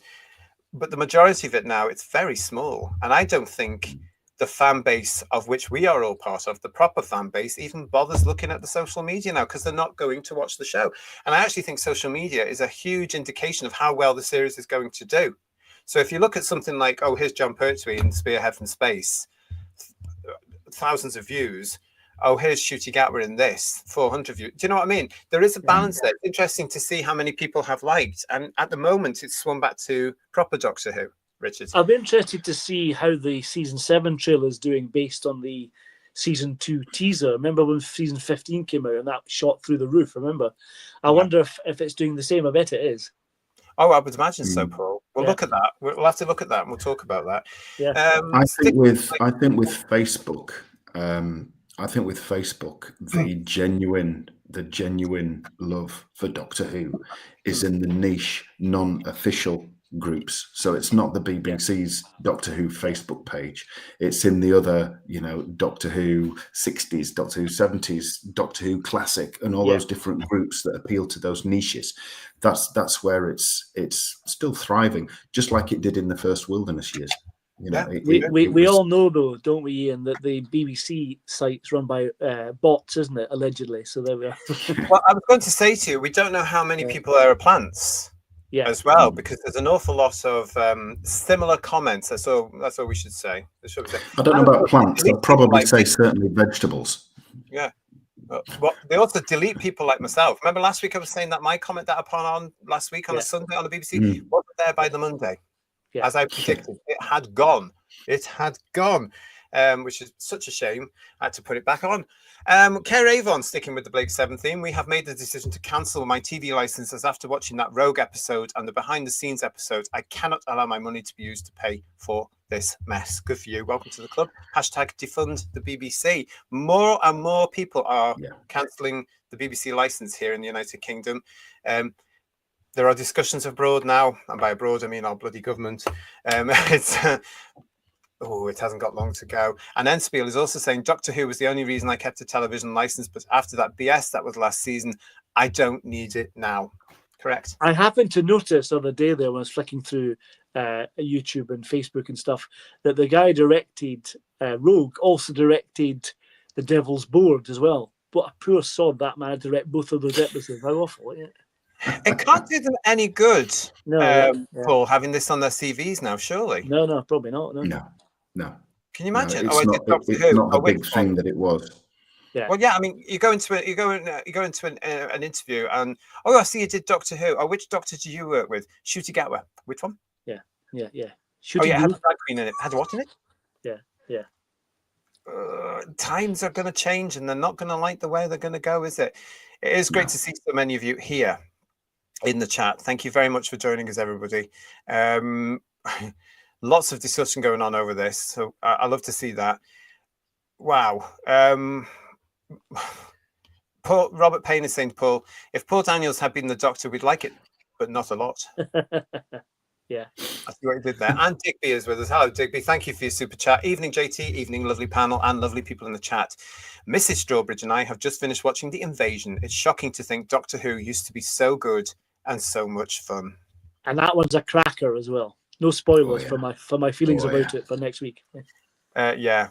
Well done. We're going to be talking about that a little bit later on in the show. And Bundy's back with us. Hello, Bundy4077. I've got all the classic season releases and just finished the Moonbase DVD before tuning in. Oh, what a great one to do. Cracker as well, yeah. Fantastic, Bundy. Yeah, and yes. We're going to be talking about the Cybermen very quickly a little bit later, but I need to crack on now as we get back into this. But thank you for that, Bundy. It's good to see you. We've just been talking about that. The DEI hires. Dr. DEI will be back on BBC One and Disney Plus April or May 2025. As soon as we know, we will be talking about it here. But are any of us that bothered? Yeah. No. If they put it on Easter, we'll be too busy stuff full of Easter egg. Well, sooner rather than later to get shot of it is really that's what the guys in the chat are saying. Everybody's saying get it on. But as we've constantly said here on Who's Views and on Headlines, and as we all know now, Series 2 was filmed back to back with Series 1. Now, if you remember on Headlines, at some point last year, I can't remember when it was now, but I did come back saying that Bonnie Langford had again been seen on outside broadcast location, on location filming for Doctor Who, with scenes with the young lady that plays Ruby Sunday. Millie Gibson. Thank you. I am that invested in this crap. Yes, she was seen. So there was speculation, and we had a wee chat about it because there was rumor that the transgender actor that was playing the Rose character had done those scenes before and was supposed to be in the second series, but was being phased out. It's all rumor. Bonnie was replacing the character. Is that what you were suggesting? The films have been reshot with Bonnie rather than the Rose character. So that was the rumor going around some of the fan circuits at the time. I would be very interested to see if that's the case, whether or not the Rose character is being phased out. Okay, so that would be telling. However, we've always said, haven't we, Paul and Ian, that to do any reshoots at this particular stage would be incredibly expensive. And we've been quite convinced that because of that, they haven't been doing any. We were wrong, because this week, this came out on social media from Cardiff Filming. Hello to them. They are using the Clifftops Park as a temporary base and using BL location signs. The Cosmoton Lakes car park is being used as a base. And the proof is this. Doctor Who was back out filming. Now, they're implying here that this is Doctor Who. I'm wondering if it's the Sea Devil thing. But there was more, because this has also come from Doctor Who filming locations who are incredibly reliable. Yeah. Doctor Who filming is taking place this week at 137 Plymouth Road, Penarth. That's in Wales for all of you outside the UK. It seems there are some late reshoots and pickups taking place. Very late. Yeah. Now, if the fact that you'd be doing pickups a year after you've do you see that finished filming? That street there reminds me of the street that Millie Gibson was seen on doing her bits and pieces, because it was very similar. It was very leafy, but it's a different time of year that they're filming it. Yeah. So how the hell are they going to match it up? Are they going to be able to do stuff in post, put more leaves on trees? But if this is the case, everybody, not only is this going to be very expensive, they can't really surely have any of the leads coming back, because that would also be very expensive. Yeah. So it begs the question, what are they filling in for? What have they done? I'm stirring it now. Have they had second thoughts on certain scenes? Are they doing fillers? Are they doing pickups? Well, have they had the conversation with whoever, like BBC directly, that they're not happy with how they received in season 1? Do they want to tweak it to make it more accessible, or fix what the problem might be if there is a problem for them? So they're doing that, and like you say, it will be expensive. So how much are they refilming, and what are they changing? I wonder what that will be. We'll probably never find out, sadly, which will be a shame. But I don't think a few reshoots and pickups will fix this. No. I think, they've, like you've said, JT, like we've known for a long time, they filmed series 2 when they filmed series 1. And they don't have enough space or time, to coin a phrase, to turn that particular big ship around. So they might be able to add a little bit here, or change a little comment there, or film an extra scene to slot in here. But ultimately, they won't be able to change the tone or angle of any of the particular stories. They need to rescript it and film it again from scratch. And they don't have the time, resources, or principal actors under contract anymore. So it's a weird one. Definitely. It's possible. Remember, we speculated as well, they may be doing the same thing they did with the end of Geordie's era. They're just going to try and tie up a bit to finish it. Maybe that's what they're doing. Jane is saying to us here, heard a rumour as to why. Jane, pop it in. Let me see if I can find it. Let us hear that rumour, and we'll make sure it is a rumour, but get in there. Paul, I don't think so.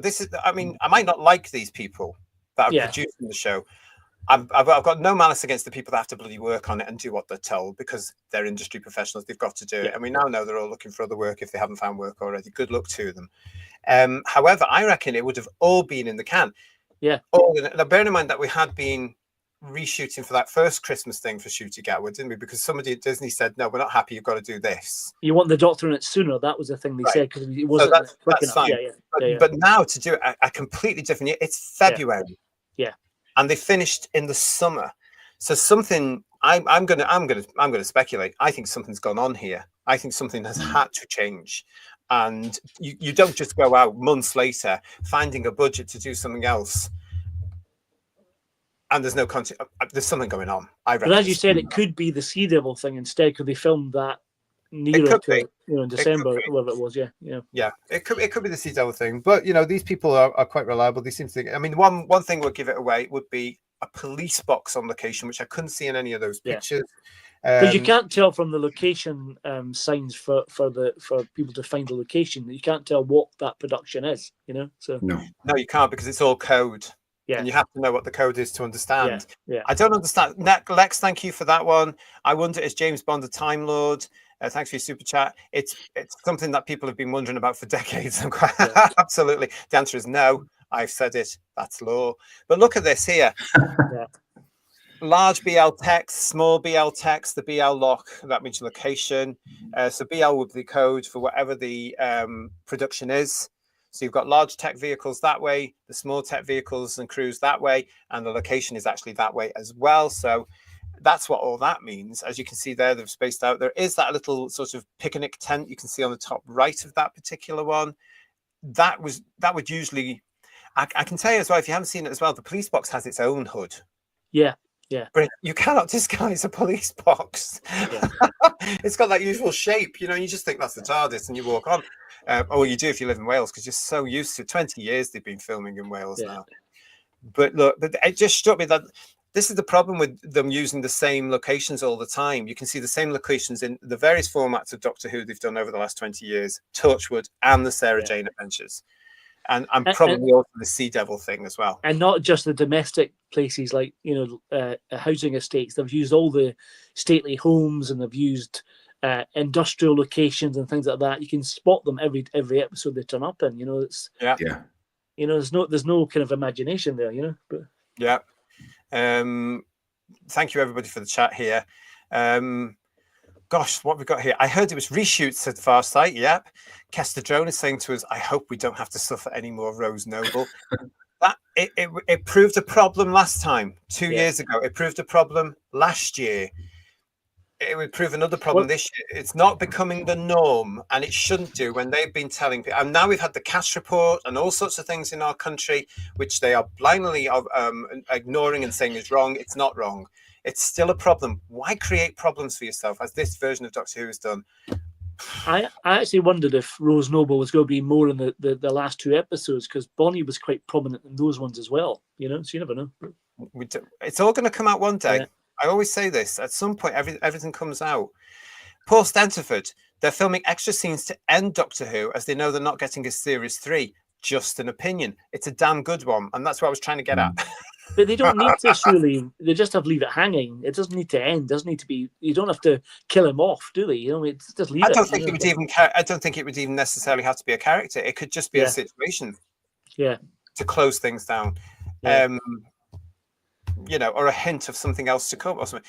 It could be.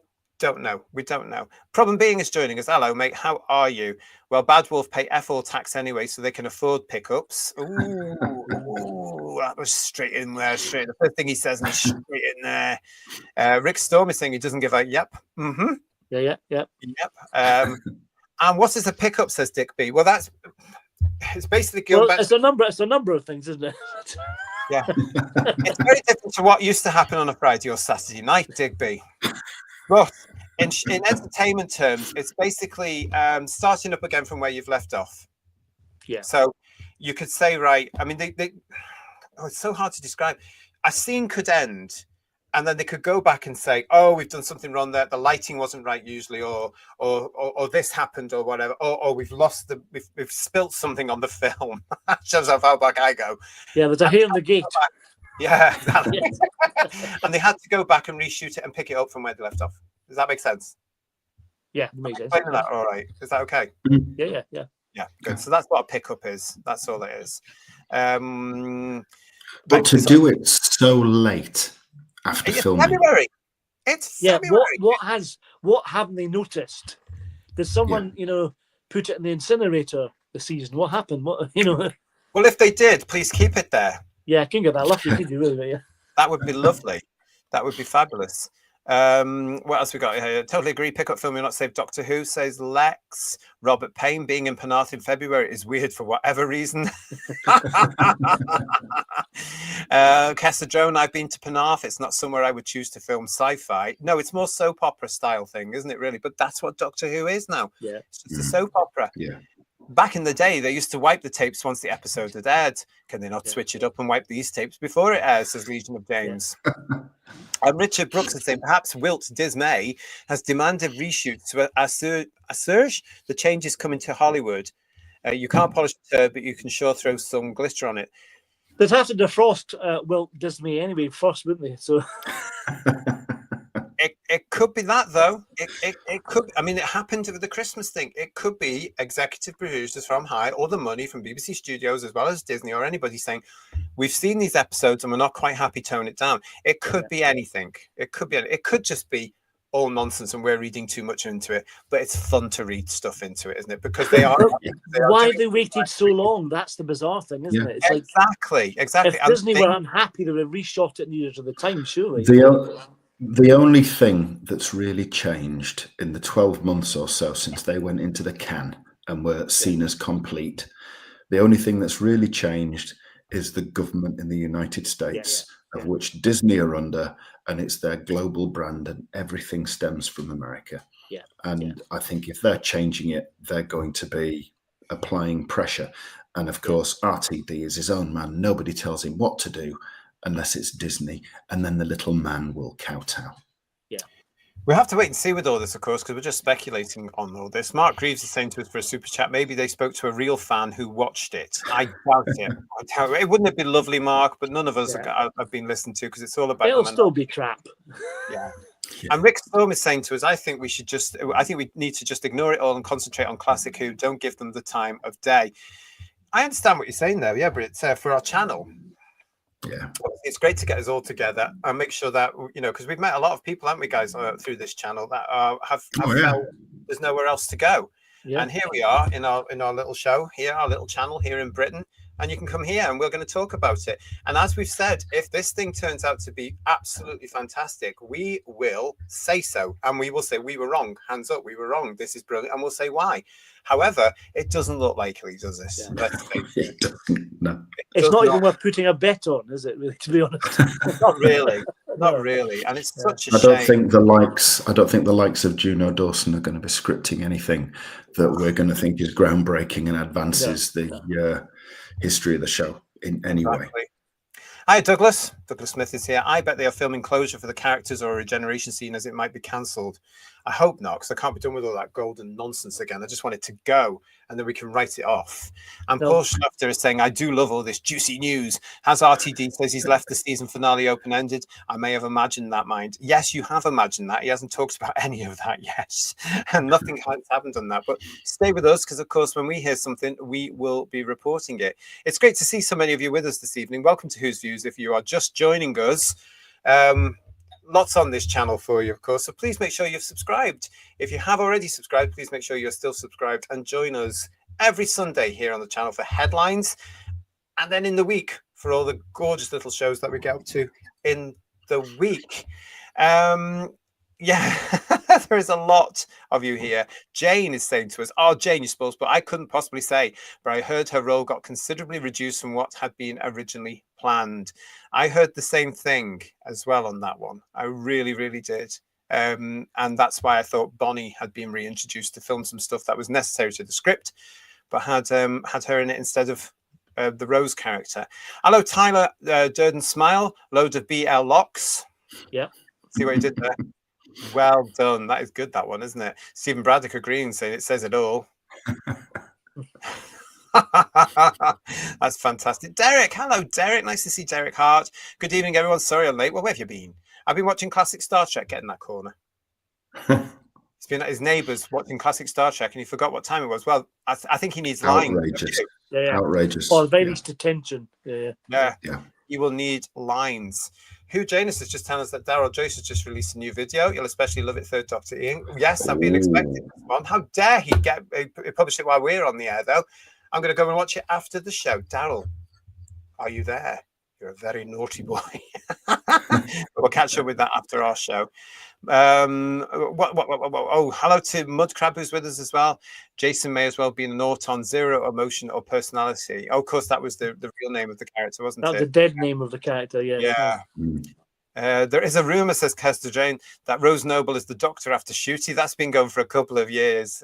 I heard that one. That was hilarious. It really was. The story I had was that Tennant comes back and Tennant gets killed, but therefore it affects Shooty, and then Shooty, she gets hurt as well. Then Shooty gives all these regeneration energy to Rose, and she becomes the next Doctor.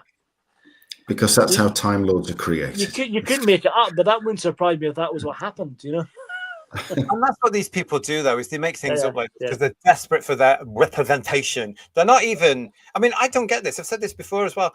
Some of this lot are just silly little girls who have this infatuation with either trans people or gay men, and it really is creepy. Bugger off. Just go away and leave us all. And they're all going on about, oh, there needs to be more of them. Go away. Go and get a boyfriend, for Christ's sake. Go and live your life. It's really, really creepy. I hate it all. Really is. Shempmeister, hiya. Reshoots could be RTD wanting to double down on the TQ Plus references in the wake of Trump's victory. Could be, but rather dodgy. And probably Disney wouldn't have it, I don't think. What? Disney wouldn't have that, I don't think.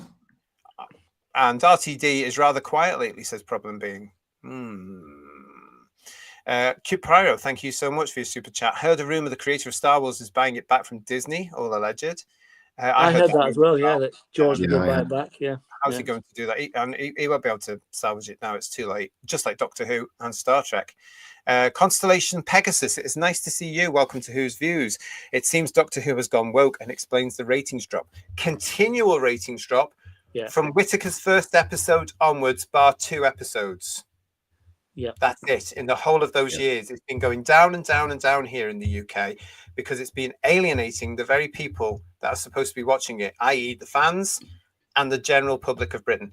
Nobody wants this apart from a minority who are obsessed with DEI, obsessed with representation, and more into soap operas. Go and watch EastEnders and Coronation Street, for crying out loud. Although apparently they've got their own problems, I hear from their fan base. They're not very happy either. So these people in show business have got no idea what they're doing, quite frankly. Because they're getting to everyone, aren't they? They certainly seem to be. I'd heard they're reducing how many episodes they're making a week as well. I remember seeing that somewhere, that ratings are doing so badly even for soaps, they're taking away an episode a week. So that's probably a good thing, because remember they started with like 2 episodes, then they've got 5 a week and ridiculous things like that, you know? Yeah. We've got a lot to get through, so we're going to have to move on in a second, guys. But Sean Christ saying to her, I wonder if it is cancelled, whether Davis will take any sort of responsibility for it. No, it'll be all everybody else's fault. Yeah, absolutely. Yeah. And John Roberts saying to us, remember when we were a bit sniffy about Pip and Jane Baker scripts back in the day? They were epic compared to the current output. I actually never was, apart from Time of the Rani. I loved Mark of the Rani. I love Mark of the Rani as well. It's one of my favourite Colin stories, definitely. I quite enjoyed Terror of the Vervoids. I quite enjoyed the 13 parts of Trial of Time Lord they had to do at the 11th hour with about 2 minutes to do it in. Time in the Rani was a bit off for me. I haven't watched it for years, so I'd have to go back and look at it again. But I didn't mind Pip and Jane Baker at all. The chief sniffy one about Pip and Jane Baker was, of course, Mr. Chibnall, who did it so much better, didn't he? Exactly. Yeah, that's hypocrisy. Have you seen Flux, Ian? Flux. Yeah. Honestly, how he dared show his face with that is just, after he'd gone on TV and slagged off those people to their faces, and then he churned out that. How dare he? Yeah, it's a shame Pip and Jane aren't still alive to enjoy this, you know. But never mind. But yeah. It'd be great if they turned up on a chat show and grilled him, wouldn't it? It'd be fantastic.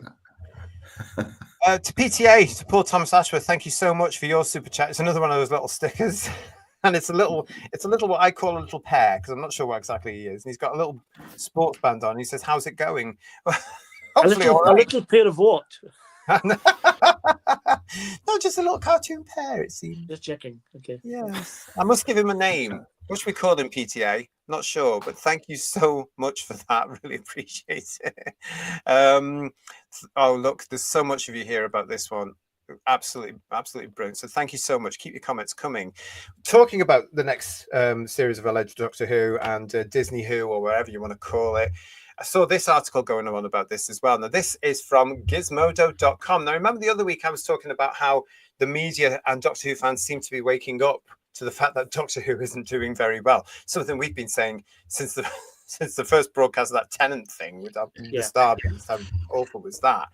But they seem to have caught up with us. Oh my goodness, I want to say thank you to Cute Biro. Thank you so much for your super chat here. Really, really, thank you. No one cares about someone being trans or whatever. The issue people have is the constant pushing it in our faces about how hard their lives are and how we must do XXX to make them happy. What happened to being taught politeness? I totally agree, Cute Pyro. This is the thing. I mean, you know, none of us cared. There was a trans actor in a Moffat episode. Yeah. Nobody cared. Nobody batted an eyelid. It was just another actor. And because they didn't make a fuss of it, the actor certainly didn't make a fuss of it. We didn't make a fuss of it. You know? Yeah. That was Sleep No More, I think. And then they had a deaf actor in one of these other stories as well. And it was just the one beneath the lake. Yeah. On the lake, it was cool, wasn't it? That's the one, yeah. And there's no fanfare for that. They just did their job, you know? But they did it quite well. Yeah, did very well. Yeah. But this is the problem, Cute Pyro, isn't it? Everything has been raised to an abnormal level since 2020. It's as though suddenly the floodgates were open for utter lunacy in my eyes, absolute lunacy.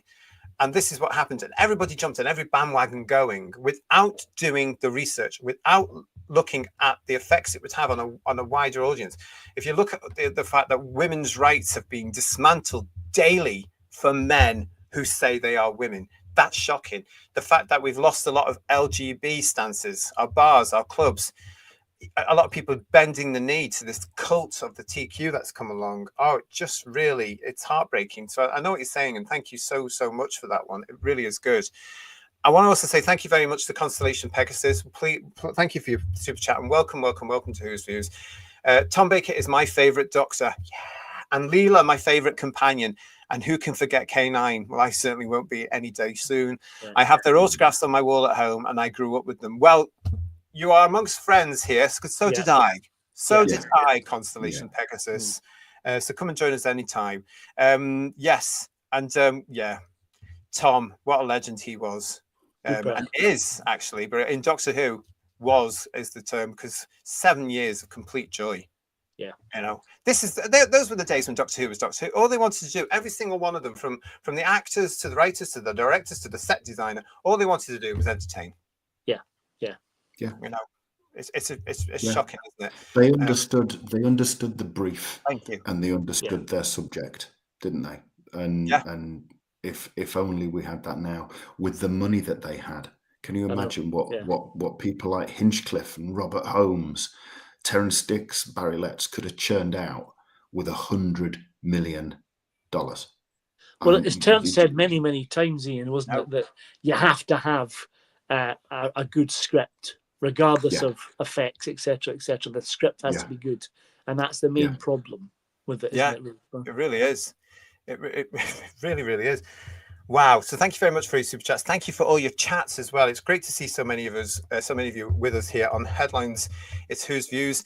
Oh, goodness me. Nobody does it better on a Sunday.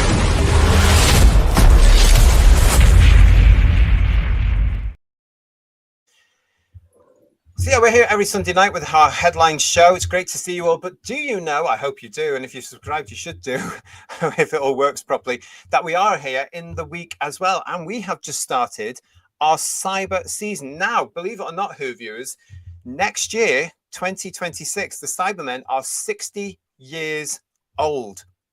And we're getting in early because we're going to start the celebrations right now here in 2025. And we're going to carry on, hopefully, all the way over to their anniversary next year. And this is what we've got lined up for you for part one. This week, we've just had our cyber chat show where we looked at, for the first part, at some of our favorite cyber moments, as well as their evolution. Yes, we even went into the Chris Chibnall era. And Paul and George and Emilio and Kirsty were trying to tell me and George all about what was going on there. I'm still completely confused about that. Well, I'm confused as well, and I watched it. So yeah, goodness me. This Wednesday, we're going to start at the very beginning. We're going to be reviewing the 10th planet, which is not only, of course, important for the introduction of the Cybermen, but also for that thing that happens at the end of part 4, the first time it ever happens. And in a couple of weeks' time, next week, we're going to be looking at the invasion, which you were talking about earlier on in the chat, the invasion. So come and join us all for that one. And wasn't it fabulous, guys, actually? And huge thank you to BBC Studios for getting involved with the start of our cyber celebrations this week, because they announced this. Yes, the 10th planet is coming to the BBC vinyl range produced by Demon. And what a bloody cover that is. Isn't it stunning? It. Yeah. Thank God they are using a proper Doctor Who logo. Yeah. Yes. It is so good. It is so good to see what was Tom Baker's Doctor Who logo on merchandise again. It really is. It just gives you that nice warm glow, doesn't it? Yeah. Well, this is the cover for it. This is part of the British Record Store Day, which is happening in April. So this isn't available yet, but we will be telling you on the show when it is. But look at this. Clear and silver vinyl, everybody. Doesn't it look absolutely beautiful? This is definitely one I will be running to the front of the queue, bashing everybody out the way to make sure I get my grubby little roses on. That is one to frame as far as I'm concerned. But it's the original television soundtrack of the 10th planet. It's coming up for Record Store Day 2025 here in the UK, and I cannot wait for that one at all. So yeah, come and join us as we review the 10th planet this week. I watched it today. That's all I'm saying. Right, so yeah, where was I? Yes, I was back here. Series 2. Gizmodo.com.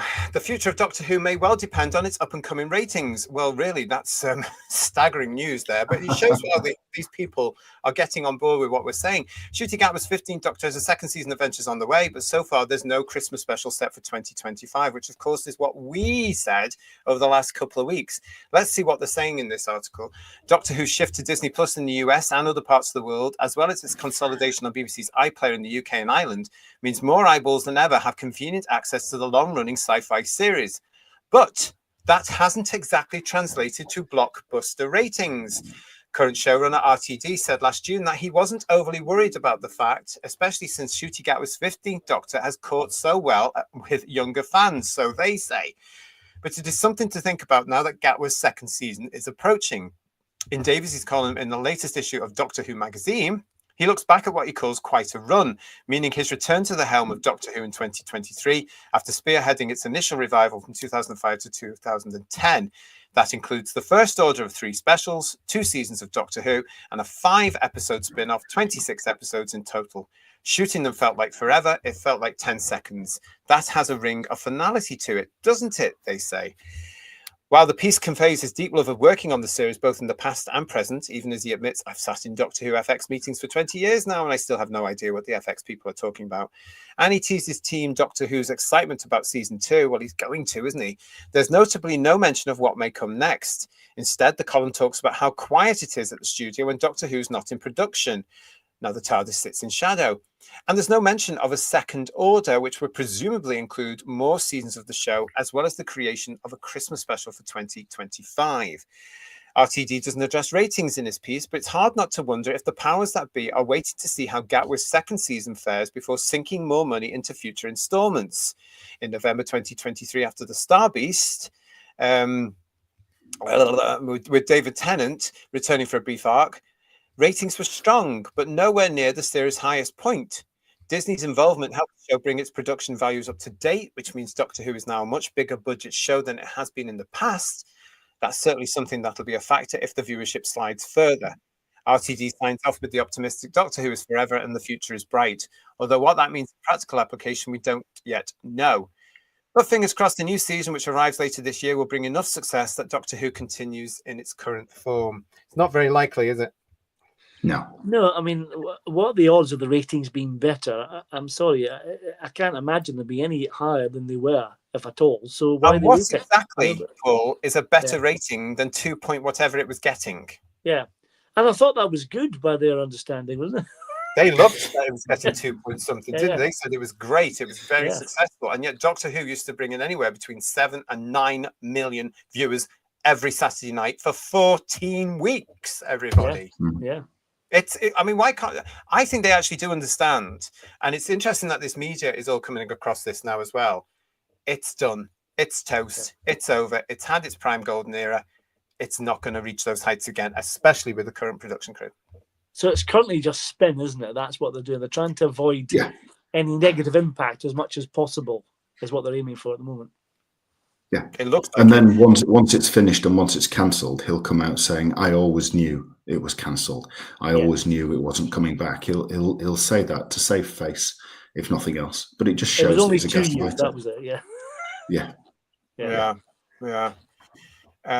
What are you saying in the chat about this? There are 50-50 views about the Tomb of the Cybermen on vinyl.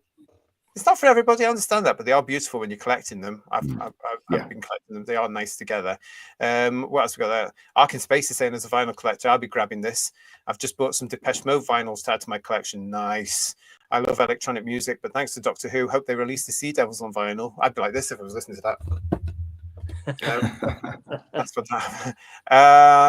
What else we got? Garbage. Entropy increases, says Neville, and Garbage is saying, why would they wait? Isn't it doing amazing in the ratings? It's strange, that, isn't it? Yeah. Sinking the money down the drain, says Robert. And Austin Woods. Someone needs to make a Doctor in Distress 2.0. Don't.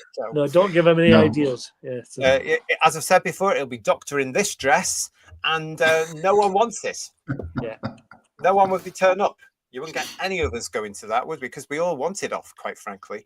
Jane, again, I would have expected the huge budget to be spent on creating lots of alien planets, etc., but it was more Earth-based than ever. It's a great point, Jane. Where did the money go? I've said this on the show before. All I can see is the TARDIS set. Where were the rest? Where? Because even the CGI wasn't as good as it was onto the BBC. In my eyes. So where was the money? We can't answer that, can we? We don't know because we haven't seen it. We cannot possibly. I can't think of anything that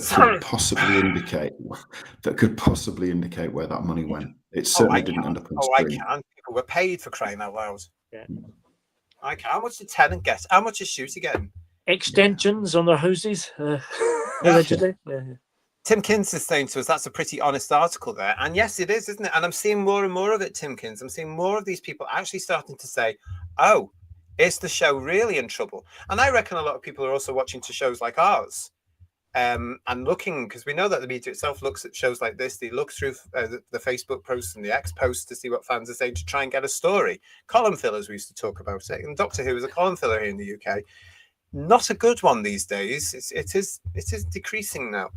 But I am seeing the change in what they're reporting and how they're reporting. It's very, very interesting.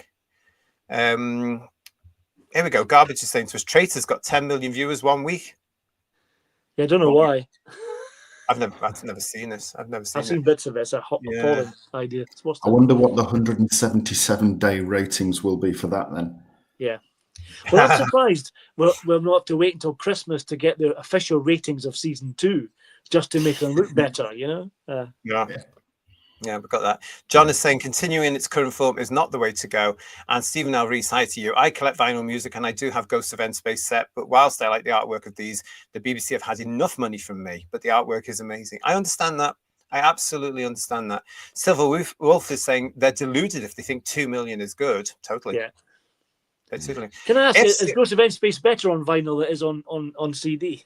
No. No. Right. If Series 1 had been a success, says Jason Parker, they would have been given the funding for 3 by now. The show is horizontal against its own will. It is over. I agree with that. I mean, had Series 1 had huge ratings because it had been done properly, loads of people would have wanted to invest in it. Merchandise would have hit the store for Christmas. You know, there would have been more than just 2 figures from character options, or 4 if they did it twice, because they did 2 variants, didn't they, to try and get money? And you can still get them. There's been virtually nothing, you know, for a show that is wanting to be coming back and be popular. It's not pushed itself at all, has it really? It's in the wrong direction, maybe. Yeah. It's sad. It really is. And It's heartbreaking as well as fans. Oh, hello and welcome to Who's Views, to Digital Pollution. It is nice to see you. Now, I recognise that avatar from something. What is it? Is it the Sentinels? Digital Pollution? Space Sentinels. Yes, is that it? Is that what that was? I remember that from when I was a boy because I loved that cartoon. Was that the ship computer or something? I think it was Digital Pollution. Can you put us out of our misery and tell us what it is? But welcome to Who's Views, because he says, hello chaps, I've never watched this channel before, but I'm really enjoying it so far. I'm an old Who fan from the 70s and I hate what they've done to it now. Well, I am glad you have found us. Please subscribe and come and join us all the time, because we're in the same boat, and that's why it's very hard to do some of these shows actually, and because we know what proper Doctor Who is, and this stuff isn't proper. It's not Doctor Who at all, is it? Let's face it. But we are here for the classic, proper Doctor Who, as I call it. I hate it called classic. I prefer proper. But we're here for that as well. So come and join us on the shows, Digital Pollution. And it's lovely to see you. And I remember that cartoon bit you've got there so well. And now I feel quite old. Plymouth Who is also with us. I wonder where that Disney money went. Certainly did not go on the writers. Well, it probably went to one of them. That's all we're saying. Or two of them. David Tennant wouldn't have been cheap. That's all I'm saying. Yeah. Yeah, Catherine wouldn't have been cheap, and then the rest of them wouldn't be cheap. I'll tell you, because that's it.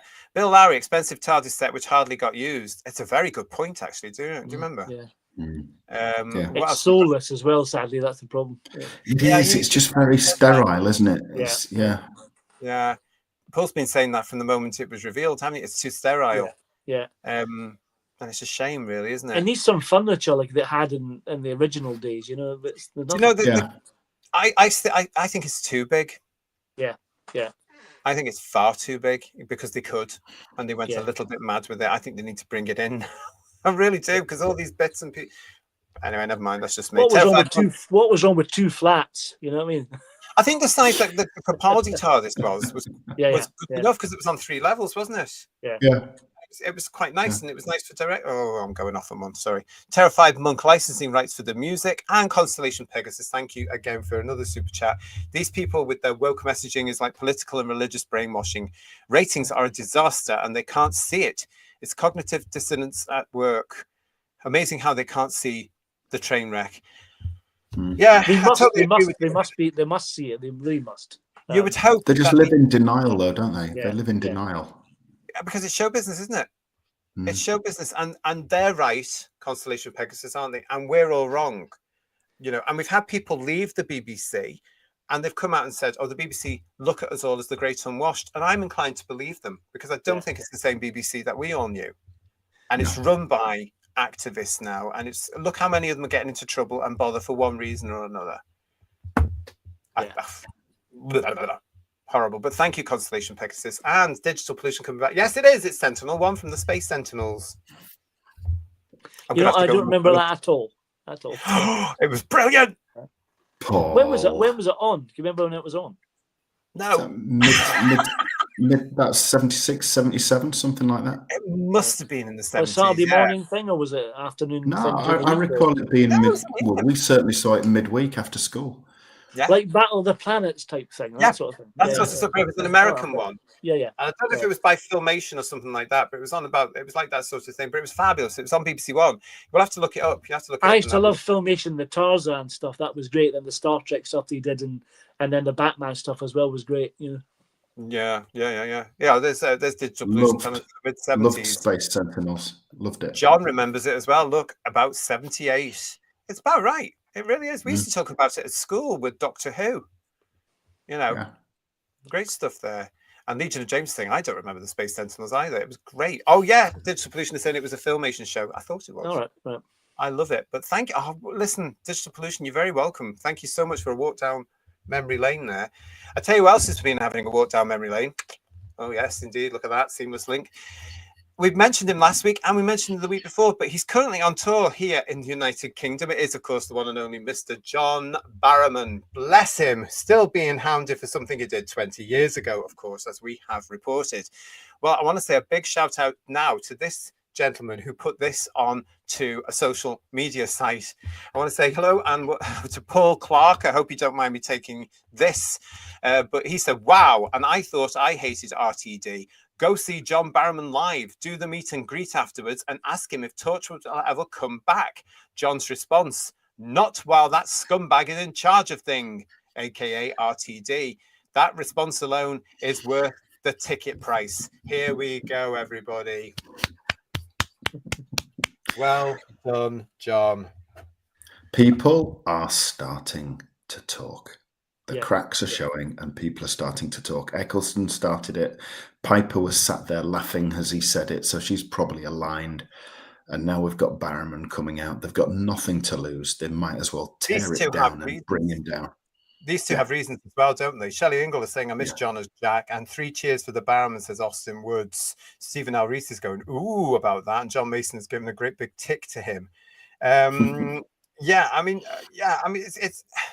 I don't blame him. I don't blame him. And if he's talking in his shows about it as well, good for him. Because this show he's doing, of course, it's called Laid Bare. It's about John's life. It's about the cancelling he's had to put up with over the last few years for something he did 20 years ago because some lunatic got offended on behalf of other people who were not offended because it was 20 years ago and dealt with 20 years ago. And you have to feel for these people. And another left-winger. So someone obviously positively hounded the subject and cancelled them, which is ridiculous for something that happened 20 years ago. It's mad. It's insanity. It's absolute insanity, isn't it, Who viewers? I mean, can you imagine? I mean, we've all done stupid things in our time. I can't remember most of mine, but they're absolutely there. But imagine if somebody dug something up from something I did, say, 1989 or 1992 or 1994 or whenever it was going to be, and you suddenly were criticised to it. I mean, it takes an awful lot out of you. You do feel isolated. And as John has said, and as we reported, nobody in Doctor Who got in touch with him to see if he was all right. None of his alleged co-stars and his friends, none of them got in touch with him. So it says an awful lot about them as far as I'm concerned. So I thought that was funny. Congratulations to Paul Clark for getting that out of him as well, and good on you, John, for saying what you think. Come on, give us it all. Come on the show. You're very welcome, Mr. Barrowman, on this show to tell us everything that happened, because you know we're going to support you, mate. I tell you. I hope the person that dug all this up gets their just desserts, don't you? Because it's ridiculous. Can you imagine if that particular person, as some of these alleged Doctor Who fans in recent years have done, something's come up out of the woodwork about them being something nasty, and they've had to. And people have backtracked after them. Oh, we can't talk to them anymore now. Can you imagine? Can you imagine? That's happened, sadly, in our fandom. But they're not our fans. We want nothing to do with them. You might know what I'm talking about. But it was all a matter of perspective. That was the problem with the whole thing, wasn't it? I mean, it's all blown out of proportion, hasn't it? Really? Yeah. But a lot of them have no perspective, do they, Paul? Yeah. No. They just can't see perspective at all. They can't rationalise things. Yeah. They can't look at it from a very sensible prism. You know, I mean, it does make you wonder why we have consequences for anything, really, because if you do something wrong and you pay your dues and it's dealt with, who has the right to say 20 years later we'll drag it all up and start it again? Exactly, you know, especially when it's done through the proper processes that they did, duly regardless of the BBC protocol at the time, and it was done through HR, and it was resolved, and it was none of our business. Yeah. That's what gets me about it, Ian, as well. This is none of the public. This was not in public domain. You know, for those of us, including myself, that have been down HR routes, I wouldn't want all that getting out in the public because I'm quite embarrassed by some of them, actually, because it was just silly things. You know, but can you imagine? It's none of our business. But what happened was, it's really frustrating that they've lumped John Barrowman in with someone who's done something really bad, like the man who fixed things in the 70s, or the man with the didgeridoo, all that kind of stuff. You know, it's horrendous. It's not even the same thing. Whilst they were dealing with John Barrowman and following the procedure and the guidelines, like you say, GT, they weren't dealing with that person you've just mentioned, either of them, because they were still alive at that point and could have been dealt with, couldn't they? But they didn't. So the BBC was very two-faced in that one. They dealt with Barrowman, fair enough, needed dealing with, but they still turned a blind eye to some of the other much more serious ones. Yeah. And I have to say it again. It was a different age. It was a different time. Even if it was only 20 years ago, but it was different, and there was different sense of humor here. And we spoke about this in another show, so I'm not going to repeat myself, but I will repeat myself by saying There were others in show business doing the same thing and worse. I can tell you. There were people flashing from the wings. There were people doing the same thing John was doing. Those actors, who I will never name, they will be crapping themselves now in case it comes out again, because they saw what happened to John. Again, shut up, people. It's not like you said, it's humour. Male and female. That's the important thing to remember. Yeah. I like that from Cute Pyro. Thank you for your super chats. This looks better. Change the avatar to Wurzel. Love the Wurzel. Stay with us on Who's Views if you love the Wurzel. Richard is saying to us, well said, Ian. Exactly. Thank you. Shempmeister saying there was a recent interview with Kimiko Dori yesterday where I read that, where she defended both John and Noel Clarke. I guess the fans haven't tried to cancel it because it was behind a paywall. I was going to put it into this show, but we don't have the time to talk about it. We might come back to it in the future, because I do want to move on, everybody, to this next item I've got here, which ties in with what we've been talking about with Series 2, the up-and-coming Series 2. Disney Plus, according to IndieWire, lost 700,000 subscribers from October to December, but Moana 2 lifted all boats in what Disney considers the first quarter of its fiscal 2025. So that was from February the 5th there. Disney Plus lost that many subscribers, everybody. Well, isn't that amazing? So what are boats when they're at home? What are boats? What are boats in that context? Lifted all boats. I think it must be something to do with that film, because she's on a boat or something. It's a very sort of like, it's about, they live on an island, don't they? Right, okay. So it's very nautical. So what we've got the confirmation there that whatever Disney Plus tried to do to try to get people to subscribe to the channel, it wasn't sustainable, because with Star Wars, the Star Wars fans came and went. They paid for it, saw what the output was, didn't like it, cancelled the subscription. Yeah, I did that, yeah.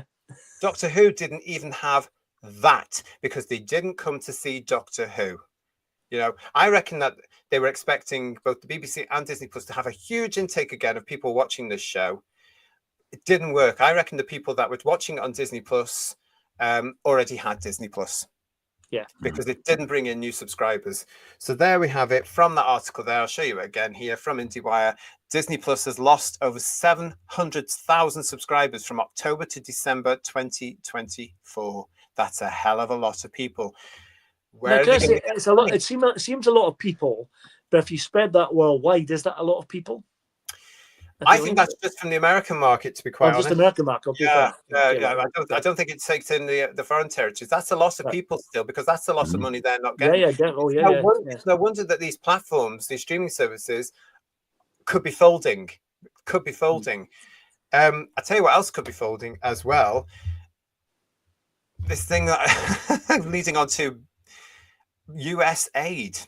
This is a big story. Let's get into this one right now, because President Trump himself put on his social media. I don't know what platform he's on. I believe he has his own now. I don't know. But this is what he put out there.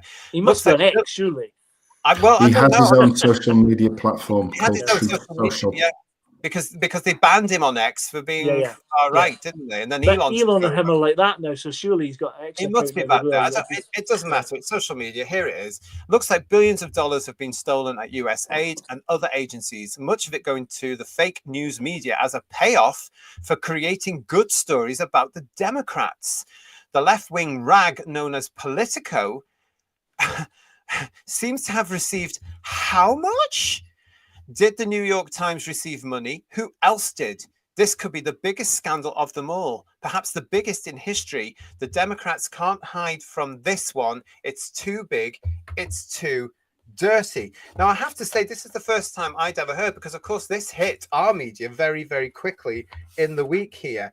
And then I had to look at, now, Politico is a German publisher. It's not even an American publisher, but apparently they sit in that media room with that lovely lady, the press secretary. She talks to all the media and basically answers the most pathetic questions, trying to trip her up, but she's too good for them. Anyway, so they are a German publisher. I had heard of Politico, but I didn't know they were German. And Trump is there saying that USAID has gone to left-wing biased media. BBC. It seems that the BBC did get some of this. So let's look into this. What is USAID and why is Trump reportedly poised to close it? As Sean said from BBC News on the 3rd of February, updated the 5th of February 2025. The future of the US government's main overseas aid agency has been cast into doubt, with employees locked out and the Trump administration planning to merge it with the US Department of State. The United States Agency for International Development, known as USAID, said thousands of employees will be put on leave starting Friday. In a statement, the agency said expectations would be made for mission-critical functions, core leadership, and specially designated programs, but it is unclear what exactly that includes. The Trump administration has said USAID is wasting money and needs to align with its policy priorities. Some of the agency's functions could be carried out by the State Department. On Monday, Secretary of State Marco Rubio accused USAID's leadership of insubordination and said he was now the agency's acting head. The move to shut down the agency is having a profound impact on humanitarian programs around the world. So, from what I can tell about this, guys, this is American taxpayer money. So similar to what we do, we pay blooming high taxes and they're going to go up again. And you hear about billions going out of the country, billions and billions and billions to help what I am saying for myself, what I see, left-wing causes, okay? Virtue signaling stuff, basically. And I thought this was very interesting. Now, we know that Trump has done everything he said he was going to do in the campaign trail, but we've also got to remember he's a businessman. So if he's going to see waste of money going out the door, what's he going to do? He's going to turn around and say, cancel that, cancel that, cancel that. So this USAID thing I thought was very, very interesting. It goes on, this BBC article. How much does USAID cost the US government? According to government data, the US spent $68 billion on international aid in 2023. That total is spread across several departments and agencies, but USAID's budget constitutes more than half of it at around $40 billion. That's about 0.6% of total US annual government spending of 6.75. The vast majority of USAID money is spent in Asia, Sub-Saharan Africa, and Europe, primarily on humanitarian efforts in Ukraine. The US is the world's biggest spender on international development, and by some margin. To put it into context, the UK is the world's 4th largest aid spender. In 2023, it spent $15.3 billion, around a quarter of what the US provided. Oh, call me old-fashioned, but I'll get the money back because we need it in Britain, don't we? Yeah. You know, I'm sorry if you don't agree with me on that one, but have you seen our streets? Honest to God. This then came up on the same one from the BBC. What would the impact of closing USAID be? Given the disproportionate amount of funding which comes from the US, any changes to how that money is spent will doubtless be felt around the world. USAID's activities range from providing prosthetic limbs to soldiers injured in Ukraine to clearing landmines and containing the spread of Ebola in Africa. After the 90-day overseas spending freeze was announced, Rubio said every dollar must be justified by evidence that it makes the US safer, stronger, and more prosperous. The Democratic Party politicians have called the moves illegal, obviously, and have said they would jeopardize national security, citing reports that prison guards in Syria who were charged with securing thousands of Islamic State fighters nearly walked off the job when US funding was temporarily cut off. Trump has made it clear he wants overseas spending to be closely aligned with his America First approach, and the international development sector is braced for more shockwaves. There are also questions about how much the US will spend overseas in years to come, as Musk, empowered by Trump, attempts to cut billions from the government's budget. So it's not biased in any way, shape, or form there, guys, is it? Not at all, no. Now, Ian, you first got into this as well. You first told me about this, didn't you? Oh, Ian, are you there? He appears to have he's frozen. He's frozen. Yeah. Oh, right, okay. He's frozen there. Okay. Let's try. I think he's coming back. Ian, are you there? Yeah, a few little Wi-Fi issues, unfortunately. Sorry about that. It was going a little bit mental. Right. So we're still talking about this particular thing here. So listen, you first brought this to my attention about what was coming up here, didn't you? About USAID. That article from the BBC, it does seem to be slightly biased, of course. Now, are we surprised about that? I'm not. I think it's very biased. It's a typical left-wing spin. especially as the BBC have sort of like got 2 billion of it. But I did have a list. I mean, I know they tried to give it a spin by saying it does some very noble things like prosthetic limbs for those injured in Ukraine and all that kind of thing. And I'm sure people would go, oh, well, that's fine. Isn't that wonderful? Isn't that philanthropic and everything else? But 50 million went to fund condoms in Gaza. Yeah, I want to go through that as well. I want to go through and you know, and I think with the things like the disease prevention, Ebola and stuff like that, and that's the work of the World Health Organization, not USAID. You know, and it's I think the condoms for Gaza was an unbelievable one. I mean, you know, with everything going on there, I mean, do they really have time for that kind of thing? 47,000 on a transgender opera for Colombia. Yeah. You know, I mean, if I was an American taxpayer, I would be furious. I'm a British taxpayer, and I'm furious at what this bunch of jokers are doing. But you know, it's crazy. Let's go through those. I just want to say, Constellation Pegasus, thank you so much for your super chat. Ignore the online haters. Trump is extremely popular here in the United States. Haters gonna hate no matter if things get better for them. It's classic cognitive dissonance. Oh, I can't say that. Dissonance. From where I'm sitting here in the UK, he does seem to be incredibly popular. He also seems to be doing exactly everything he said he was going to do, which is unusual for anybody in politics to do. So that's a breath of fresh air. I also like what he's done for LGB people, because of course his government have cut the TQ out of the LGB, so he gets 10 points out of 10 points, him and his administration, from me on that one. And thank you for noticing that, President Trump and your team.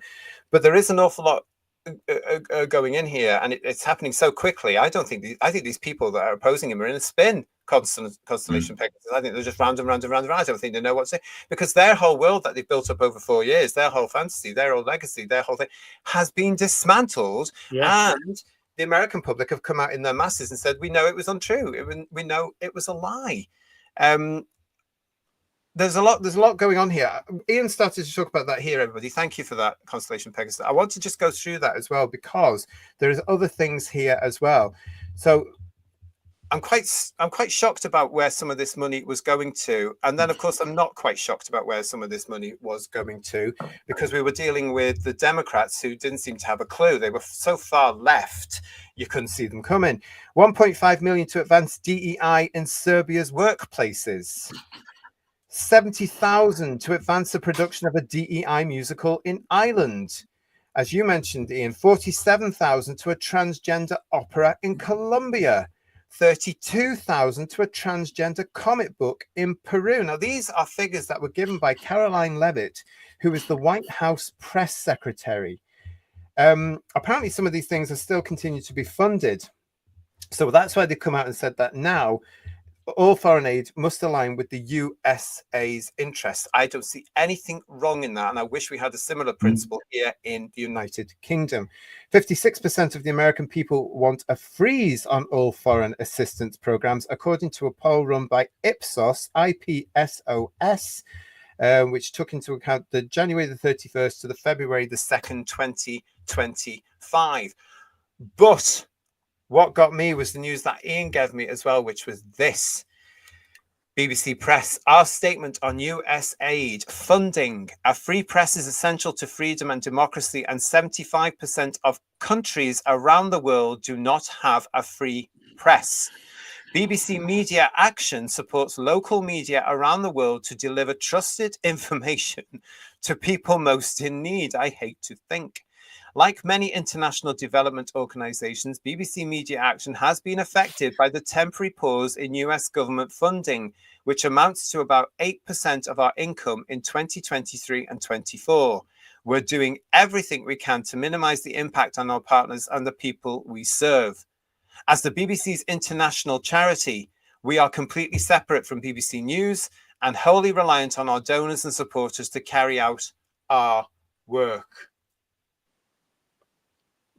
Who else knew about this? It's obscene. It is. But Trump is throwing a very, very harsh light on all of this is lifting up all the rocks and is shining very, very bright lights on it, and they're not liking it. And I think it's wonderful because people should know about stuff like this.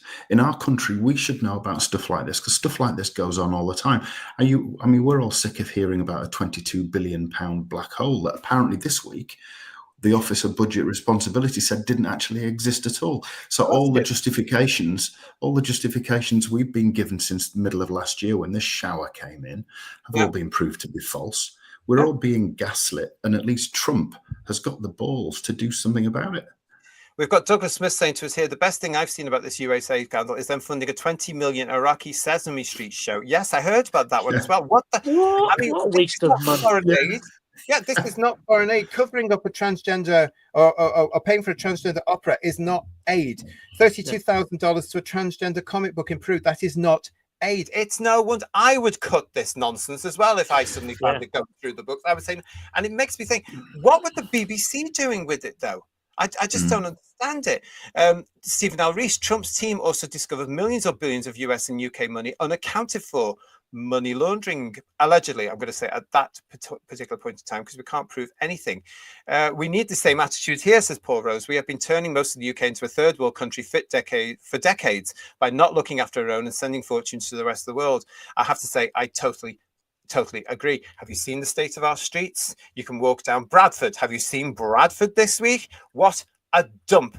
And it's all because people are littering. When I was a boy, we had this thing in the Britain called Keep Britain Tidy, and we did, and it was brilliant. I don't recognise the streets of Britain today. Call me what you want. I don't care. It's a fact. I walk down the streets. I see it. It's absolutely disgraceful. So we do need this sort of attitude here. Julianne is also saying to us, they published a list of the expenditure, dozens and dozens of DEI oversized charities and TQ plus causes. But that's the Democrats for you, isn't it? Pushing that message. And isn't it strange that the same message suddenly appears in Doctor Who? Isn't it just? I think what the Americans are doing, they're realizing, thanks to Trump and his team and that Department of Government Efficiency, they're seeing what we've had here in that they've claimed there's all this money missing, a black hole that wasn't. And they've used that as an excuse to borrow way more, send most of it abroad, and let pensioners freeze and things like that. And people are angry. And in America, they'll see that they've sent this on a Sesame Street show in Iraq, and all the rest, condoms to Gaza and everything. But for all those people that lost everything in that fire, they got nothing. And it's that's the American people suffering because American taxpayer money has gone somewhere else. And pensioners here are being allowed to die because Starmer and Lammy and all the others want to send the money somewhere else.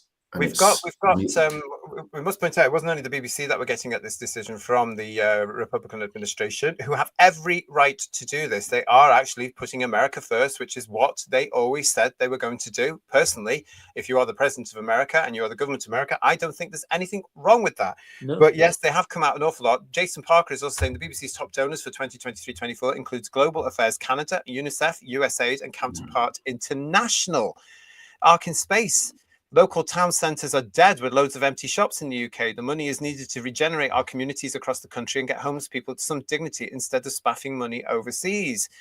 I mean, you might be saying to us as well, why are we talking about this? How does this affect Doctor Who? Well, it's the BBC. And the fact is, not many of us, if any of us at all, have heard about this BBC Media Action charity. Now, the BBC is funded by the British public through the licence fee payer. So this hasn't gone to the BBC channel, but it shows you, in my eyes, just how dodgy the BBC can actually be. Why would they need to set up a charity called BBC Media Action? They're supposed to be a broadcaster. Yeah. Somebody tell me, why have they done this? Is it involved? Is it involved with Comic Relief? Because the BBC don't run Comic Relief. They do own the Children in Need charity. Is that got anything? I think this is very murky ground, and I'm very, very wary of the fact that it's there and it could lead to all sorts of stuff. But I'm very confused with this. We had this as well. Ian, you sent me this. This is our funding. BBC Media Action's global team continues to deliver impact around the world amid constant change. So what they're doing is they're saying that they are supporting countries with media news outlets to get good, solid, factual news. Ha, ha, ha. The BBC has no right to do that in my eyes because they can't even get the rules right here. How many news stories of national vital importance have they ignored over the last few years? Yeah. Quite a lot. Quite a lot, I can tell you, including the WPATH reports, the files from the WPATH. If you don't know what that is, go and Google it, but get yourself a cup of tea because you will be shocked. WPATH, the BBC ignored that huge story. It carries on here. Fundraising remains challenging in an environment of shrinking overseas development. And consequently, in the second half of 2023 to 24, BBC Media Action made improving our financial health a major organisational priority.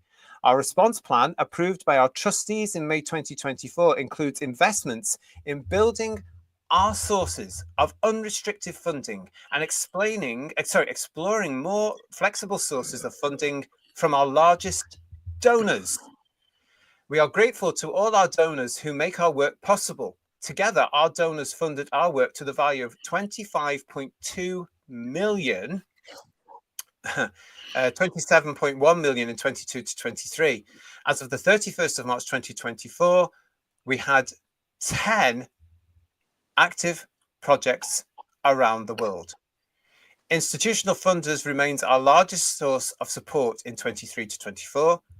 Our main donors included the UK FCDO, USAID, and SIDA, amongst many others. And you can see some of them are, well, they're all listed there as well. That big one, JT, the Foreign Commonwealth and Development Office. So that's a government department. That's a UK government department, and that gets its money from the UK taxpayer. So basically, if the FCDO are putting money into the BBC, that money is UK taxpayer money. So basically, the UK taxpayer is funding the BBC twice, license fee and through normal taxation. That is wrong. This is scandalous, and I can't understand why this isn't a bigger story this week. I think it's been hushed down because people aren't talking about it, and they should be, because we should be asking, why are we paying for a television license? And why are we paying? What exactly is that television license? Because we've been told for generations, decades, we've been told it goes to the production of entertainment on BBC, television and radio. It goes to the running of the local radio stations, doesn't it? It goes to...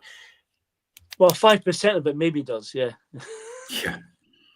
The BBC is bloated and trying to be too many things. It's lost sight of its original brief, and it should, if it's to survive at all, it needs to be recentered and go back to doing what the entire damn reason it was created for in the first place.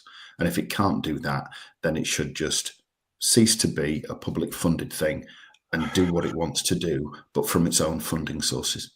We've got Rick Storm saying to us here, the BBC is not free press. And Mudcrab is saying, wait, 8% of the BBC funding comes from the USS. No. We've got to make this very clear. That's not what we're saying. This is not the BBC. This is a different charity they've set up. It's called, what's it called? BBC something. BBC Media Action. It's Media not something. BBC. We have to make that very, very clear, because otherwise we could get into trouble. It's not the BBC. It's a charity they have set up. It's not the BBC. Okay, not the BBC. Trusted information, says Legion of James. Did the BBC say that with the straight face? Yes, they did in their press release. Yeah. Our license fee shouldn't be spent on international projects for other countries. Our license fee isn't being, as far as we can see, it's not. We can't say that. That could get us into trouble. We can't say that. I'm going to say allegedly, but it looks like there is something that is paid into this separate organization which deals with this. This is why I'm saying it needs to be a bigger story. Do you think it's, I mean, just speculating, this is alleged, you know, I'm not even alleging, I'm just asking the question. Do you think they've created a charity for this because then that would exempt them from paying tax on it? No, Yes. I think it's, well, I personally don't, but I think it's down to the fact that once upon a time, the BBC was the market leader for news. Everybody in the world went to the BBC World Service.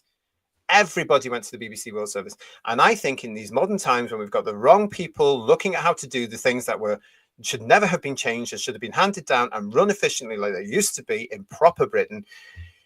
I just think they've got carried away, and I think again it's virtue signaling far left nonsense that have come into this with their college education and all this nonsense that we should do this, and the BBC have yet again got it wrong because they don't know how to run a business, because it's all public sector, and the public sector, I'm sorry if I'm going to annoy anybody, but the public sector are useless because they don't understand how to run a business. And Trump is proving that point because he's come in again, he's gone, you lot, get out.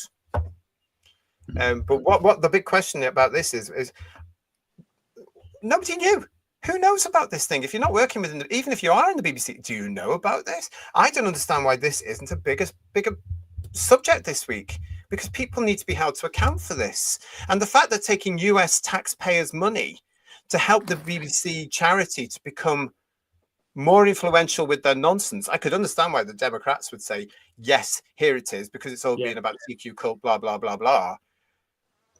What have they been doing in the name of the BBC, in the name of the taxpayer, the license fee payer, perhaps? I think it's very cloudy myself, Paul. No, I think so as well. I think it's, are we getting the full story here, or is more to come, you know? I think there's more to come. There has to be, I think there's a lot more to come. Only if the alternative press, and I'm looking at you, GB News and Talk Radio, etc., get onto this. Your audience are getting bigger and bigger weekly. Get into this. Start looking at this. You know, we've got to know more about this. What is going on? Why is why are people shutting this story down before it goes anywhere? There's something else going on there. If that's why, if they're shutting this down. Badger 70 is, don't be too fooled though. Trump is the sort of man who will do whatever seems to be popular in the moment, go to a completely opposite view if he thought it would benefit him. Well, he's a businessman. Yeah. I mean, what can you say? He's not a politician. He's a businessman, and he will do what he feels is right as a business, and he'll make decisions. I mean, well, you know, at the moment, he seems to be doing what he thinks is right for America. And I wish we had somebody like him here in the UK, to be quite honest. Yeah. Well, we may get one soon, hopefully. So, yeah. SG is saying to us, news outlet UK column have known of BBC media action for years. It's new to me. I'm just shocked that it's news as well. I'm shocked that they've done this and set this up. Because I just don't understand. I really don't understand. But I think it does show that the BBC have lost the plot here an awful lot. Dougie Stewart, what are you saying to us? The BBC should cut down on TV and radio channels first. Lots of you here talking to us about this. Adrian Sherlock, you've joined us. Hello. Austin Woods is saying the BBC used to be trusted. Yeah, those days are gone. And Mike Disney's agreeing with that, saying the BBC used to set standards. Millywig said, I think the BBC are using a charity, so they don't need to show their filings on Companies House. The BBC doesn't have to do that anyway, because it's only BBC Studios or the commercial arm. The BBC is a public organisation funded by the licence fee payers, so it's not as if it's. But if they get money from other sources, they could be subject to tax on it, I think. Whereas if it goes to a charity, then there is that exemption route.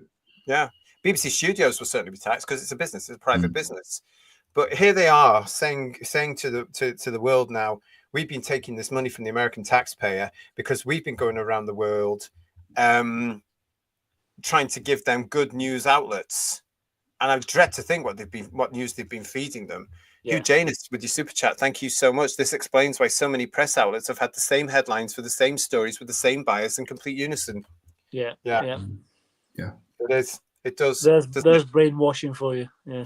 There's some videos that you can see of the different American news channels, and they're because they have lots of regional channels, don't they? That seem to have lots and lots and lots of letters after them, and it shows he's saying one particular thing, and then another channel saying exact word for word, and then two more channels, and then you've got a screen full of different channels, and they're all saying the same thing. It's really quite alarming, really. It's quite alarming for me because none of the outlets in America, apart from the alternative media, which is GB News and Talk Radio, and possibly a couple of others, are actually challenging the establishment of the day. There is so much wrong in this country, so much wrong. And the BBC and ITN and Channel 4 News, which is ITN, turn a blind eye. They continue to turn a blind eye. They are not talking about the many, many disgraces that are going on in our country. That annoys me because they're still getting not as much as they did. But I still know people that watch the BBC News and the ITV News. And I say to them, please don't. Go and look at GB News and Talk Radio. But because the BBC set out to cripple these businesses before they got going by calling them far right, people are frightened to admit that they're watching it. Those times are now changing here in the UK again. I'm seeing more and more of those two platforms on people's social media as people are starting to wake up in the UK. But I think this story should be bigger. It should be spoken about more. It should be investigated because I think that would also be an added nail in the coffin for the BBC. What the hell are they doing taking US taxpayers' money for a charity? And then also a small amount, as that diagram suggested, from the license fee as well. What is going on with the BBC? We're going to be coming back to this. I'm sure. Adrian Sherlock is saying, hot take, the Doctor was an anti-establishment character and rebellious outsider. Now he's the tepid, patronising representative of the nanny state and official policy. And yet a lot of the fans of Doctor Who today saying, we don't understand what the Doctor is because of what they've been brought up with in the last 5 or 6 or 7 years, which isn't the Doctor. They've got no clue. Yeah, I mean, I just found that when that was breaking, I just thought it was a little bit weird, a real weird story. And I just thought, I still don't understand it. I don't understand it. Julianne is saying it really good. There is a lot more to it. Sounds like some rinse and spin going on at the BBC. Oh, yeah, definitely spin. Yeah. Yes. Yeah. Anyway, so listen, let's all keep into that one as well. And if anything breaks, if anything else comes on, if you see anything, you can get in touch with me at whosviews1@gmail.com. We will be coming up very soon to sum up. But we've got one last story, if you don't mind, everybody, for this, and it involves this lady here. This is Jane Tranter.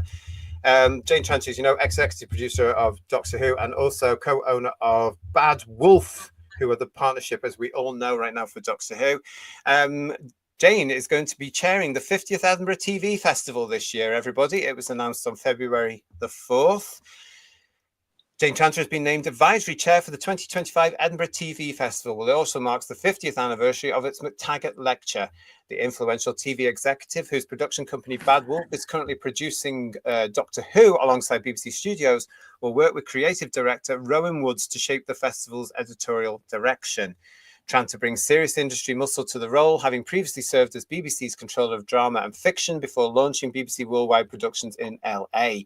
The veterans producer slate includes HBO's Emmy Award-winning The Night of the BBC HBO's Industry and the BAFTA-winning I Hate Susie. She has also executive produced HBO's zeitgeist-defining drama Succession. The festival is rolling out major changes of its programming approach, introducing an open call for session ideas and producers, a departure from its previous advisory committee model. Session producers will receive complimentary festival passes, while a series of town hall meetings across the UK will help shape the event's agenda. The 2025 edition will also expand its accessibility initiatives with increased bursaries and a new programme targeting first-time attendees. The UK TV industry has flourished in the last half-century, and in no small way that is due to distinct, diverse and talented people both on and off camera making their voices heard, Tranter said. The Edinburgh TV Festival has always embraced the passionate debate, and for its 50th anniversary, I'd like to hear those voices rise to a loud, discursive, celebratory roar. Festival chair Fatima Salaria praised Tranter as a powerhouse, noting her playful sense of mischief and fearless instinct for danger. Previous Edinburgh TV Festival speakers have included heavyweight industry names like Jesse Armstrong, Billy Connolly, Steve Coogan, Brian Cox, Lin-Manuel Miranda, and Phoebe Waller-Bridge. That last one especially makes me laugh because what the hell does she know? But there you go. I thought that was interesting news from Jane Tranter there. Obviously got some time on her hands. They've got the wrong tense though. Used to be producing Doctor Who with Bad Wolf. It was a fine Scottish name, wasn't it? Fatima Salaria. It's nice to know. It's very culturally still Scottish, isn't it?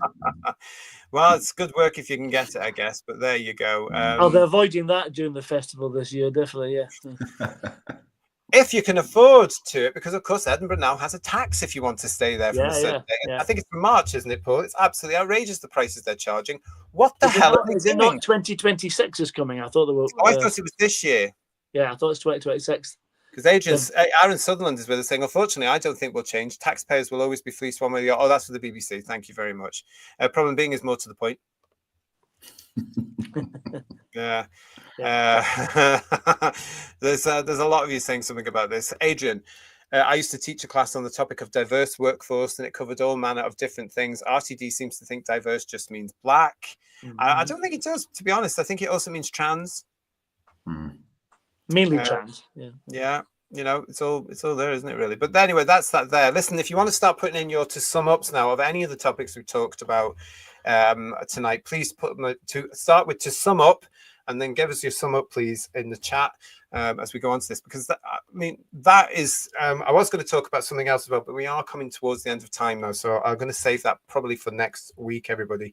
So if you bring your sum ups, but yeah, I just thought it was very interesting that Jane Trant was going to do this. I mean, they seem quite confident that she's going to bring an awful lot into this, guys.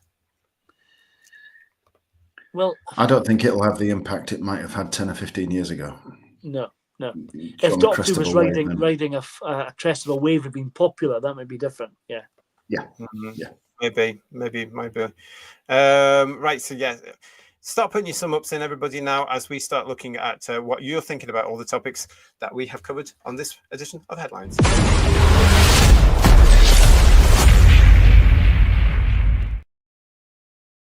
Yeah, so let's have a look and see what you're all saying in the chat. Legion of James is saying to us, to sum up, what's actually frightening is the more the cult and DEI mob lie, calling everyone ists and phobes, the more they cause that type of hate to rise in places it wasn't before, as anger creates hate. It causes rebellion as well, because I think people across the country and possibly across the world are now waking up to the fact we've all been lied to, and we've all been called ists and phobes, and we've been told to sit in boxes and not do this, and this isn't for you, etc., etc. I think the world, thanks to America, actually, is waking up and getting a little bit more confident. Yeah, I think so. It's all getting called out. Thank you very much, Problem Being. To sum up, P155. Eloquently put there, sir. Yeah. Eloquently put. For those of you who can't see that, Problem Being is saying, to sum up, P1550FF. Bad Wolf and the BBC. Paul Rose is also saying, as Waller Bridge is apparently no longer doing the Lara Croft TV series, but they have cast Sansa from Game of Thrones. It's not looking good. None of it does. And why would anybody hire her? What was she bringing into someone? What did she do for Indiana Jones apart from kill it? What did she do with that Bond script apart from make it ridiculous? Yeah. You know, why have they all gone, oh, she's the one we need to get in for everything now when it comes to writing about it?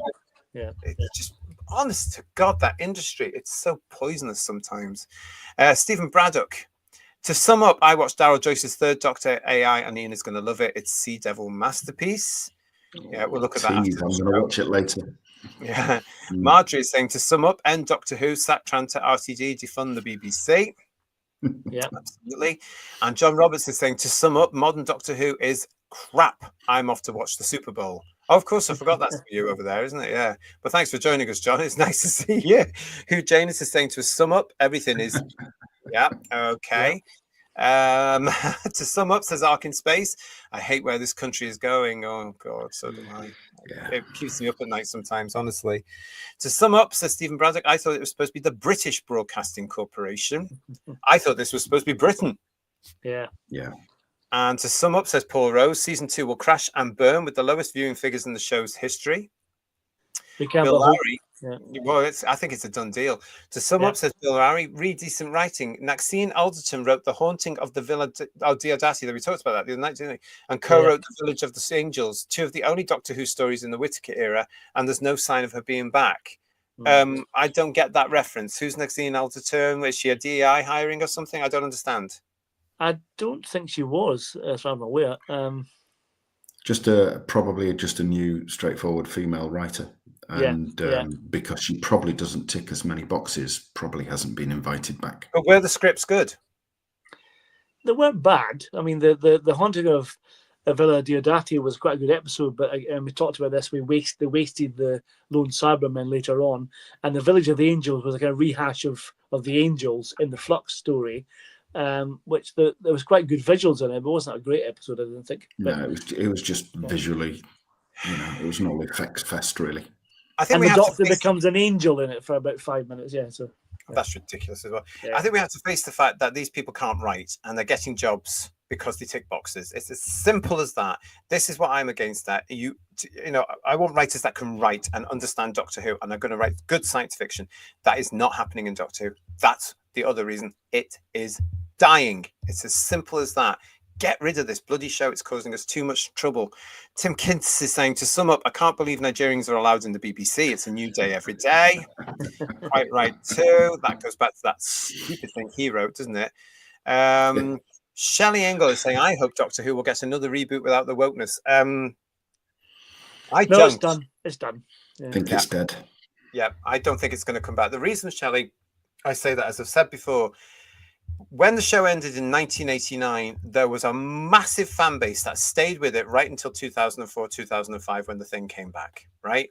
We were there supporting it through 15 years. We were there in 1996. We were there after that. It was brilliant, actually, those Wilderness Years. When those Wilderness Years Part 2 come along again, there is not enough of the fan base to want it back because they told the majority of us to go away. And we did. And we're not coming back. It will be a lot of work if they ever decide to bring Doctor Who back at some point, because there's no fan base. I guarantee you the current fan base that are watching Dr. DEI will not stay around as we did through 15 years. No chance. No. And when they come back and it woke, they won't like it, because these spoiled brats and all these far lefters, I don't think are ever going to change. I think they're going to be there. And I think it's the youngsters that are coming up after them that have to get rid of them and put them in their place. I think Doctor Who's day is done, personally, Shelley. Yeah, so do I. Yeah, got to agree. Sad days. To sum up, says Paul Stanford, Doctor Who Series 2 writers are talentless. The BBC are corrupt and make Britain great again. On the bright side, the Season 7 Blu-ray is around the corner. Give me some Pertwee. Exactly. Yay.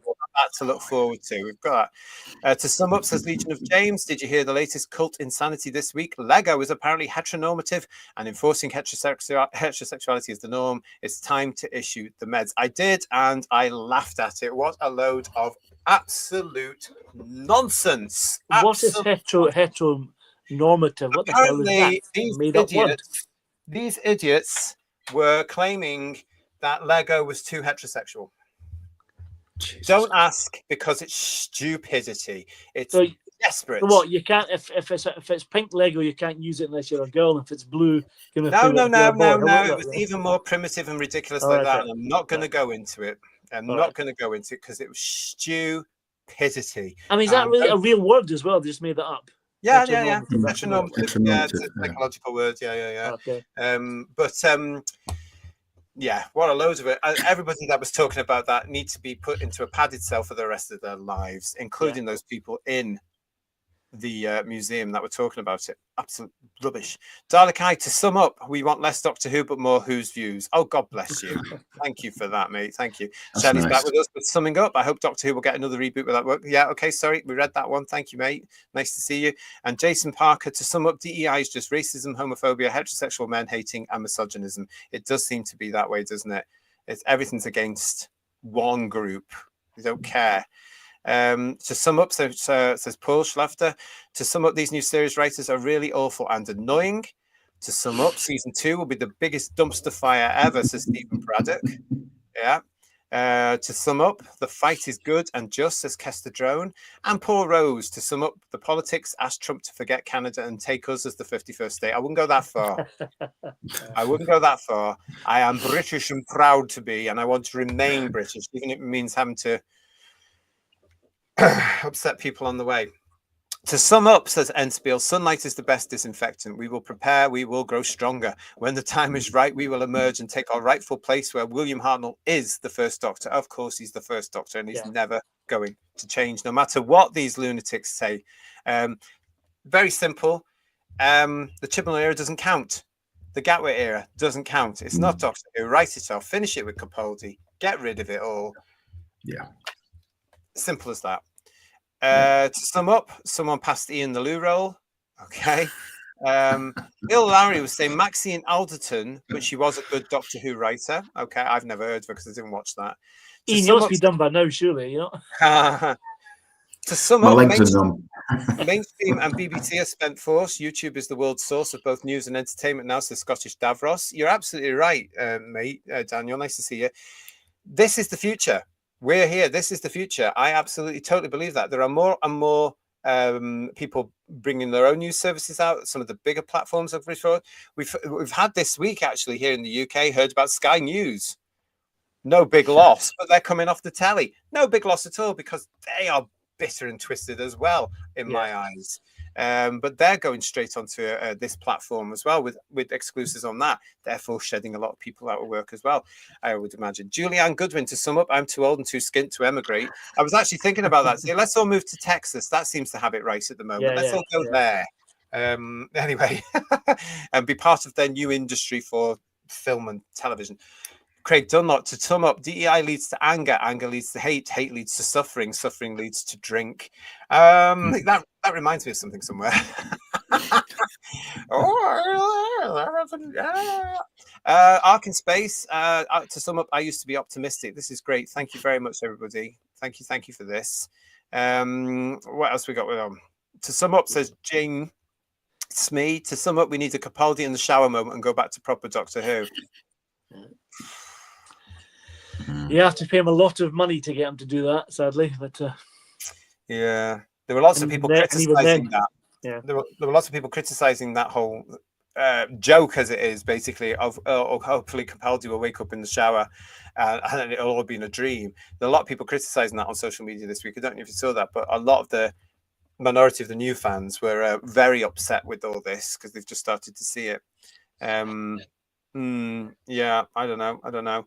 What else? Have I missed anybody? Stephen Braddock, to sum up, I think it's over. Last time we ended on season 26, one of the best, and we wanted a season 27. This time we want none of it. That was my point as well, wasn't it? The fans are just not there. Just not there. Austin, hello, Austin Woods. Gen Alpha can put them to bed. And Lex is saying, to sum up, bye-bye BBC and Doctor Who. The time for both is, I can see a time where both are not here. Doctor Who will go a lot quicker, I think. The BBC is going to take a decade to get rid of or do something with, because this current government we've got in, of course, don't seem to be doing anything, or do they? Let's keep an eye on what's happening over the last few days on that. Oh gosh, hello, Tardy Spider's with us. Hello, Tardy Spider, how are you? He's saying hello, chat. Hello, JT Paul. Nice to see you, Tardy Spider. Hope you are well. Paul Rose, to sum up, the first Doctor, one day I will return. And Shelley Ingle, to sum up, I'm hoping it will get reboot again with the new showrunner who wasn't woke. Yep, okay. Thanks, Shelley. That's the same one again, isn't it? Thank you, mate. She's pushing her point. To sum up, says Mark Wilford, season 2 is a dropout. Johnny B can't find work because he's got his yes. RTD has a new Nigerian about. Doge cut the money out. DEI is on the way out. Let us still sing and shout. Normality has to get back to the world at some point, I'm sure. And the Peter Venkman fan site, to sum up, the new writer probably did as much research as rewatching what was out when he was a kid and current. RTD is a co-writing to still get that sweet dollar credit and make sure his ideas are out front. I wonder if he did it as part of the mentor scheme we were talking about. Possibly, yeah. Just make you wonder. Mind you, I think that was probably came after the episodes were in the can, didn't it? Didn't it? What? So say that again, when they announced that mentor thing where you had to be... No, it's been going for years. All right, okay. I thought it was a new thing. Years. Yeah, that was only the latest one. It's been going for several years now. Yeah, Bad Wolf have been doing it, and it's allegedly helped a lot of people, but no, it's been going for some time. And Jason Parker, to sum up, classic Doctor Who will long outlive 2005 to present Doctor Who, as it is proving. Absolutely. Which one of modern Doctor Who since Chibnall onwards, which one of its box sets got to number 1 and stayed there for a few weeks twice over? None, strangely. Yeah, exactly. And Stephen Braddock saying to us, to sum up, I already had an argument with a customer today about homophobic Lego, that the box didn't have enough colours for her trans son. It's utter madness. Oh, for crying out loud. Tell them you're not going to serve them. Say, get out. Like they did in Notting Hill. Get out. Just get out. And don't come back. What do you mean? How old was he? How old was he? This is what I mean. It annoys me about the word trans. Getting some felt tips and it can colour the damn thing in himself. It annoys me about the word trans. They've truncated it so that it can mean also. Is it transgender? Is it transvestite? Is it transsexual? What is it? If it's a child that's being transgendered, I think somebody needs to go in and look at the parents that are doing that, because that is wrong. Absolutely wrong. What else?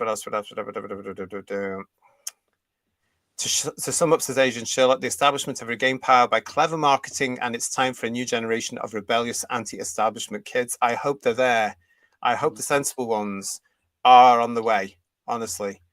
And to sum up, says Lex Kane, best line from 10th Planet, it's far from being all over. On that point, I'm going to finish it. Because that's a great way to end, I think. So thank you so much, everybody, for joining us for tonight. It's been absolutely wonderful to see you all. Thank you, thank you, thank you, thank you. I'm also just going to remind you as well that we are going to be back with the second part of our Cyberman series, which is the review of the 10th Planet this Wednesday, live on the channel at 8 o'clock. Please come and join us. You've got plenty of time now to go and watch it. And then next week, we'll be looking at the invasion. So come and join us for all of that. And as you can see, Paul's got a 10th Planet Cyberman with him there already. Really looking forward to seeing what you all think about it. Paul and Ian, again, a big show, another Sunday big show. Thank you so much for joining me with your opinions on that one. There is more to come on those subjects. I think we've just started to talk about it. The story that I didn't get to speak about tonight that I mentioned at the beginning of the show, we will talk about next week, because it affects, it'd be good to get your feedback on that. So come and join us again next week here on Headlines. Sunday next week. Don't forget, where else are you going to be on a Sunday night? And don't forget that whenever they drop a headline, we're going to be here to talk about it. You're all still chatting with us. Thank you so much for this. Thank you all for your comments. Thank you for subscribing. We really, really appreciate it. Look after yourselves. We're going to see you very, very soon. I know we are. So from myself and the guys, ciao, everybody. Take care. Thanks for joining us. Bye-bye. Bye, everyone. Bye.